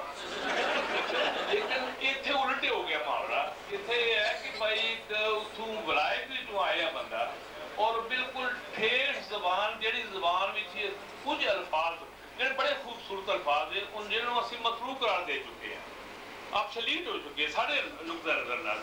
ਉਹਨਾਂ ਨੂੰ ਇਹ ਉਸ ਕਹਾਣੀ 'ਚ ਇਹਨੇ ਵਰਤਿਆ, ਇੰਨੀ ਖੂਬਸੂਰਤੀ ਨਾਲ ਵਰਤਿਆ। ਉਸ ਦਿਨ ਦੇ ਤੇ ਅੱਜ ਦਿਨ ਤੱਕ ਜਿਹੜਾ ਉਨਸੇ ਪਿਆਰ ਹੈ ਉਹ ਲਗਾਤਾਰ ਹੈ ਔਰ ਉਸ ਪਿਆਰ ਦੀ ਨਿਸ਼ਾਨੀ ਹੈ ਕਿ ਮੇਰੇ ਜੇ ਇੱਕ ਆਦਮੀ ਨੂੰ ਜਿਹਦੇ ਕ੍ਰੈਡਿਟ ਵਿੱਚ ਨਾ ਕੋਈ ਕਿਤਾਬ ਹੈ, ਨਾ ਕੋਈ ਰਸਾਲਾ ਹੈ, ਨਾ ਕੋਈ ਮਜ਼ਮੂਨ ਹੈ, ਅਜੇ ਤੱਕ ਕੋਈ ਨਹੀਂ ਲਿਖਿਆ। ਇਨਸ਼ਾਅੱਲਾ ਅੱਜ ਮੈਂ ਵੀ ਬਚਿਆ ਰਹਾਂਗਾ। ਤੇ ਇਹ ਹੈ ਕਿ ਉਹਨੂੰ ਇੱਥੇ ਐਡੀ ਉੱਚੀ ਮਜਲਿਸ ਦੇ ਵਿੱਚ ਉਹਨੇ ਲਿਆ ਕੇ ਬਿਠਾਇਆ। ਮੈਂ ਸ਼ੁਕਰਗੁਜ਼ਾਰ ਹਾਂ, ਤੁਹਾਡਾ ਵੀ ਸ਼ੁਕਰਗੁਜ਼ਾਰ ਹਾਂ, ਸਥਾਲ ਦਾ ਵੀ ਸ਼ੁਕਰਗੁਜ਼ਾਰ ਹਾਂ। ਤੇ ਹੁਣ ਮੇਰਾ ਖਿਆਲ ਹੈ ਕੁਝ ਉਧਰ ਵੀ ਚੀਜ਼ਾਂ ਲੱਗ ਗਈਆਂ, ਕੁਝ ਚੀਜ਼ਾਂ ਲੱਗ ਗਈਆਂ ਤੇ ਇਹਨਾਂ ਦੀ ਲੋੜ ਤਾਂ ਬੜੀ ਹੈ ਨਾ, ਬਗੈਰ ਗੁਜ਼ਾਰ ਨਹੀਂ ਹੁੰਦਾ। ਪੇਟ ਨਾਲ ਪਈਆਂ ਰੋਟੀਆਂ ਤੇ ਸਭੇ ਗਲੇ ਕੋਟੀਆਂ, ਨਾਲੇ ਇਹਨਾਂ ਅਰਸਾ ਤੁਸੀਂ ਜਫਰ ਜਾਲਿਆ ਤੇ ਕੁਝ ਨਾ ਕੁਝ ਉਹਦਾ ਤੁਹਾਨੂੰ ਅਜਰ ਮਿਲਣਾ ਚਾਹੀਦਾ ਹੈ। ਮੈਨੂੰ ਖੁਸ਼ੀ ਹੋਈ ਹੈ ਕਿ ਅੱਜ ਬੜੀਆਂ ਖੂਬਸੂਰਤ ਗੱਲਾਂ ਹੋਈਆਂ ਹਨ ਔਰ ਖਸੂਸਨ ਛੋਟਾ ਜਿਹਾ ਮਜ਼ਮੂਨ ਹੈ ਨਵਾਏ ਵਕਤ ਦੇ ਕੀ ਇਸਮੇ ਗ੍ਰਾਮੀ ਹੈ ਇਮਰਾਨ ਨਕਵੀ ਸਾਹਿਬ ਨਿੱਕੀ ਜੋ ਬੜੀਆਂ ਖੂਬਸੂਰਤ ਗੱਲਾਂ ਕਰ ਗਏ। ਜਿੱਥੇ ਤੱਕ ਆਦਰ ਸਾਹਿਬ ਦਾ ਤਲਕ ਹੈ, ਇਹ ਰਹਿਣ ਹੀ ਆਦਰ ਨਾ, ਇਹ ਬੁੱਧ ਸਾਧ ਜਿਹੜਾ ਬੁੱਧ ਸਾਧ ਹੈ ਉਹ ਤੇ ਹਰ ਚੀਜ਼ ਨੂੰ ਬਣਾਉਂਦਾ ਸਵਾਰਦਾ, ਠੀਕ ਹੈ। ਉਹ ਇੱਕ ਦਫਾ ਇੱਥੋਂ ਗੱਲ ਯਾਦ ਆ ਗਈ ਹੈ ਕਿ ਦਰਸ਼ਨ ਸਿੰਘ ਆਵਾਰਾ ਇੱਕ ਸਾਡੇ ਜੇਲਮ ਦਾ ਸ਼ਾਇਰ ਹੈ ਤੇ ਉਹ ਇੱਥੇ ਆਉਂਦਾ ਹੁੰਦਾ, ਬੁਲਾਈ ਦਾ ਆਇਆ ਉਹਨੂੰ, ਚਲਾ ਗਿਆ ਉਸ ਪਾਸੇ ਤੇ ਇੱਥੇ ਆ ਕੇ ਪੀਰ ਸਾਹਿਬ ਪੀਰ ਫਜ਼ਲ ਹੁਸੈਨ ਫਜ਼ਲ ਦਾ ਬਹੁਤ ਜ਼ਿਆਦਾ ਮੌਤ ਕਿਦਿਆ ਔਰ ਮੀਰ ਮੁਹੰਮਦ ਸਾਹਿਬ ਦਾ ਤਾਂ ਮੁਰੀਦ ਖਾਸ ਆ, ਬੜਾ ਪਿਆਰ ਉਹਨੂੰ। ਉਹ ਇੱਥੇ ਆਇਆ ਤੇ ਉਸਨੇ ਆ ਕੇ ਤੇ ਗੱਲ ਕੀਤੀ, ਪੀਰ ਸਾਹਿਬ ਮੇਰੇ ਘਰ ਵਿੱਚ ਗੁਜਰਾਤ ਤਸ਼ਰੀਫ ਫਰਮਾਏ, ਅਵਾਰਾ ਨਾਲ ਗੱਲ ਹੋ ਰਹੀ ਤਾਂ ਅਵਾਰਾ ਨੇ ਕਿਹਾ ਪੀਰ ਸਾਹਿਬ ਮੈਂ ਬੰਦੇ ਹੱਥਾਂ ਨਾਲ ਗੱਲ ਕਰਨਾ, ਤੁਸੀਂ ਪੰਜਾਬੀ ਗਜ਼ਲ ਦੇ ਬੜੇ ਵੱਡੇ ਤੁਸੀਂ ਮੂਜਦ ਵੀ ਆਓ, ਚੌਥੇ ਆਸਮਾਨ ਤੇ ਵੀ ਪਹੁੰਚਾਇਆ, ਲੇਕਿਨ ਮੇਰੀ ਇੱਕ ਥੋੜੀ ਜਿਹੀ ਗੁਜ਼ਾਰਿਸ਼ ਹੈ ਕਿ ਇਹਦੇ 'ਚ ਫਾਰਸੀਅਤ ਜ਼ਿਆਦਾ ਆ ਗਈ ਹੈ। ਜਿਹੜੀ ਤੁਹਾਡੀ ਗਜ਼ਲ ਹੈ ਪੰਜਾਬੀ ਗਜ਼ਲ, ਉਹਦੇ 'ਚ ਫਾਰਸੀ ਟਰਮੀਨੋਲੋਜੀ, ਫਾਰਸੀ ਇਜ਼ਾਫਤਾਂ, ਫਾਰਸੀ ਤਰਕੀਬਾਂ ਜ਼ਿਆਦਾ ਆ ਗਈਆਂ। ਪੀਰ ਸਾਹਿਬ ਕਹਿਣੇ ਆਵਾਜ਼ ਜੀ ਗੱਲ ਇਹ ਹੈ ਕਿ ਆਖਰ ਪੰਜਾਬੀ ਦੇ ਗਜ਼ਲ ਨਾਂ ਦੀ ਕੋਈ ਸਿਰਫ ਸੁਖਨ ਹੈ ਹੀ ਨਹੀਂ, ਇਹ ਅਸਾਂ ਮੁਸਤਾਰ ਲਈ ਉਧਾਰੀ ਲਈ ਫਾਰਸੀ ਕੋਲੋਂ, ਤੇ ਫਾਰਸੀ ਦਾ ਅਸਰ ਇਹਦੇ 'ਚ ਆ ਜਾਣਾ ਇੱਕ ਕੁਦਰਤੀ ਗੱਲ ਹੈ, ਐਸੀ ਕੋਈ ਗੱਲ ਨਹੀਂ। ਦੂਸਰਾ ਹੈ ਕਿ ਠੇਠ ਜ਼ਬਾਨ ਵਿੱਚ गजल कहनी बड़ी मुश्किल हो जाती ठेठ पंजाबी आवारा कहना पीर साहब ਤੁਹਾਨੂੰ ਪਤਾ मैं नज़म ਦਾ शायर ਹਾਂ गजल मैं कदे लिखी लेकिन ਤੁਹਾਡੀ इस गल ਨੂੰ ਦੇ हवाले ਨਾਲ मैं अपने 4 शेर सुनांगा और 4 शेर सुनाए ठेठ पंजाबी गजल सुनाई मुल्ला ने डांग उलारी है पंडित ने सोटा फड़िया है मुल्ला ने डांग उलारी है पंडित ने सोटा फड़िया है रब अपनी पग बचाण लई विच मैखाने वड़िया है रब अपनी पग बचाण लई विच मैखाने वड़िया है पत्थर की पूजा होंदी आदर के हवाले नाल पत्थर की पूजा होंदी है की काबे की बुतखाने विच पत्थर की पूजा होंदी है की काबे की बुतखाने विच ए फर्क दोवां च इतना ही ए घड़िया ओ अनघड़िया है ए फर्क दोवां च इतना ही ए घड़िया ओ अनघड़िया है असां थोड़ी या बहुती जिन्नी भी कुल अपने पलियों कीती है लट्ठी तमाम वेखो असां थोड़ी या बहुती जिन्नी भी कुल अपने पलियों कीती है क्यों पीड़ पई है मुल्ला नूं क्यों पंडित नूं सप लड़िया है क्यों पीड़ पई है मुल्ला नूं क्यों पंडित नूं सप लड़िया है ना रोजा आज ज़कात कोई ना कदी मसीती वड़िया है मासूम फरिश्ता आवारा किया किड़े जुर्म विच फड़िया है तो हुण मेरा ख्याल है बाकी ज़ाहिर साहब जो कोई खुशखबरी देनी ने वो देंगे मैं तुहाडे कोल इजाज़त मंगना और जो कोई तुसां गुजरातियां दी इज्जत अफजाई कदर अफजाई हौसला अफजाई की है उस वास्ते साड़ियां 7 पुश्तां तुहाडे रहन होवे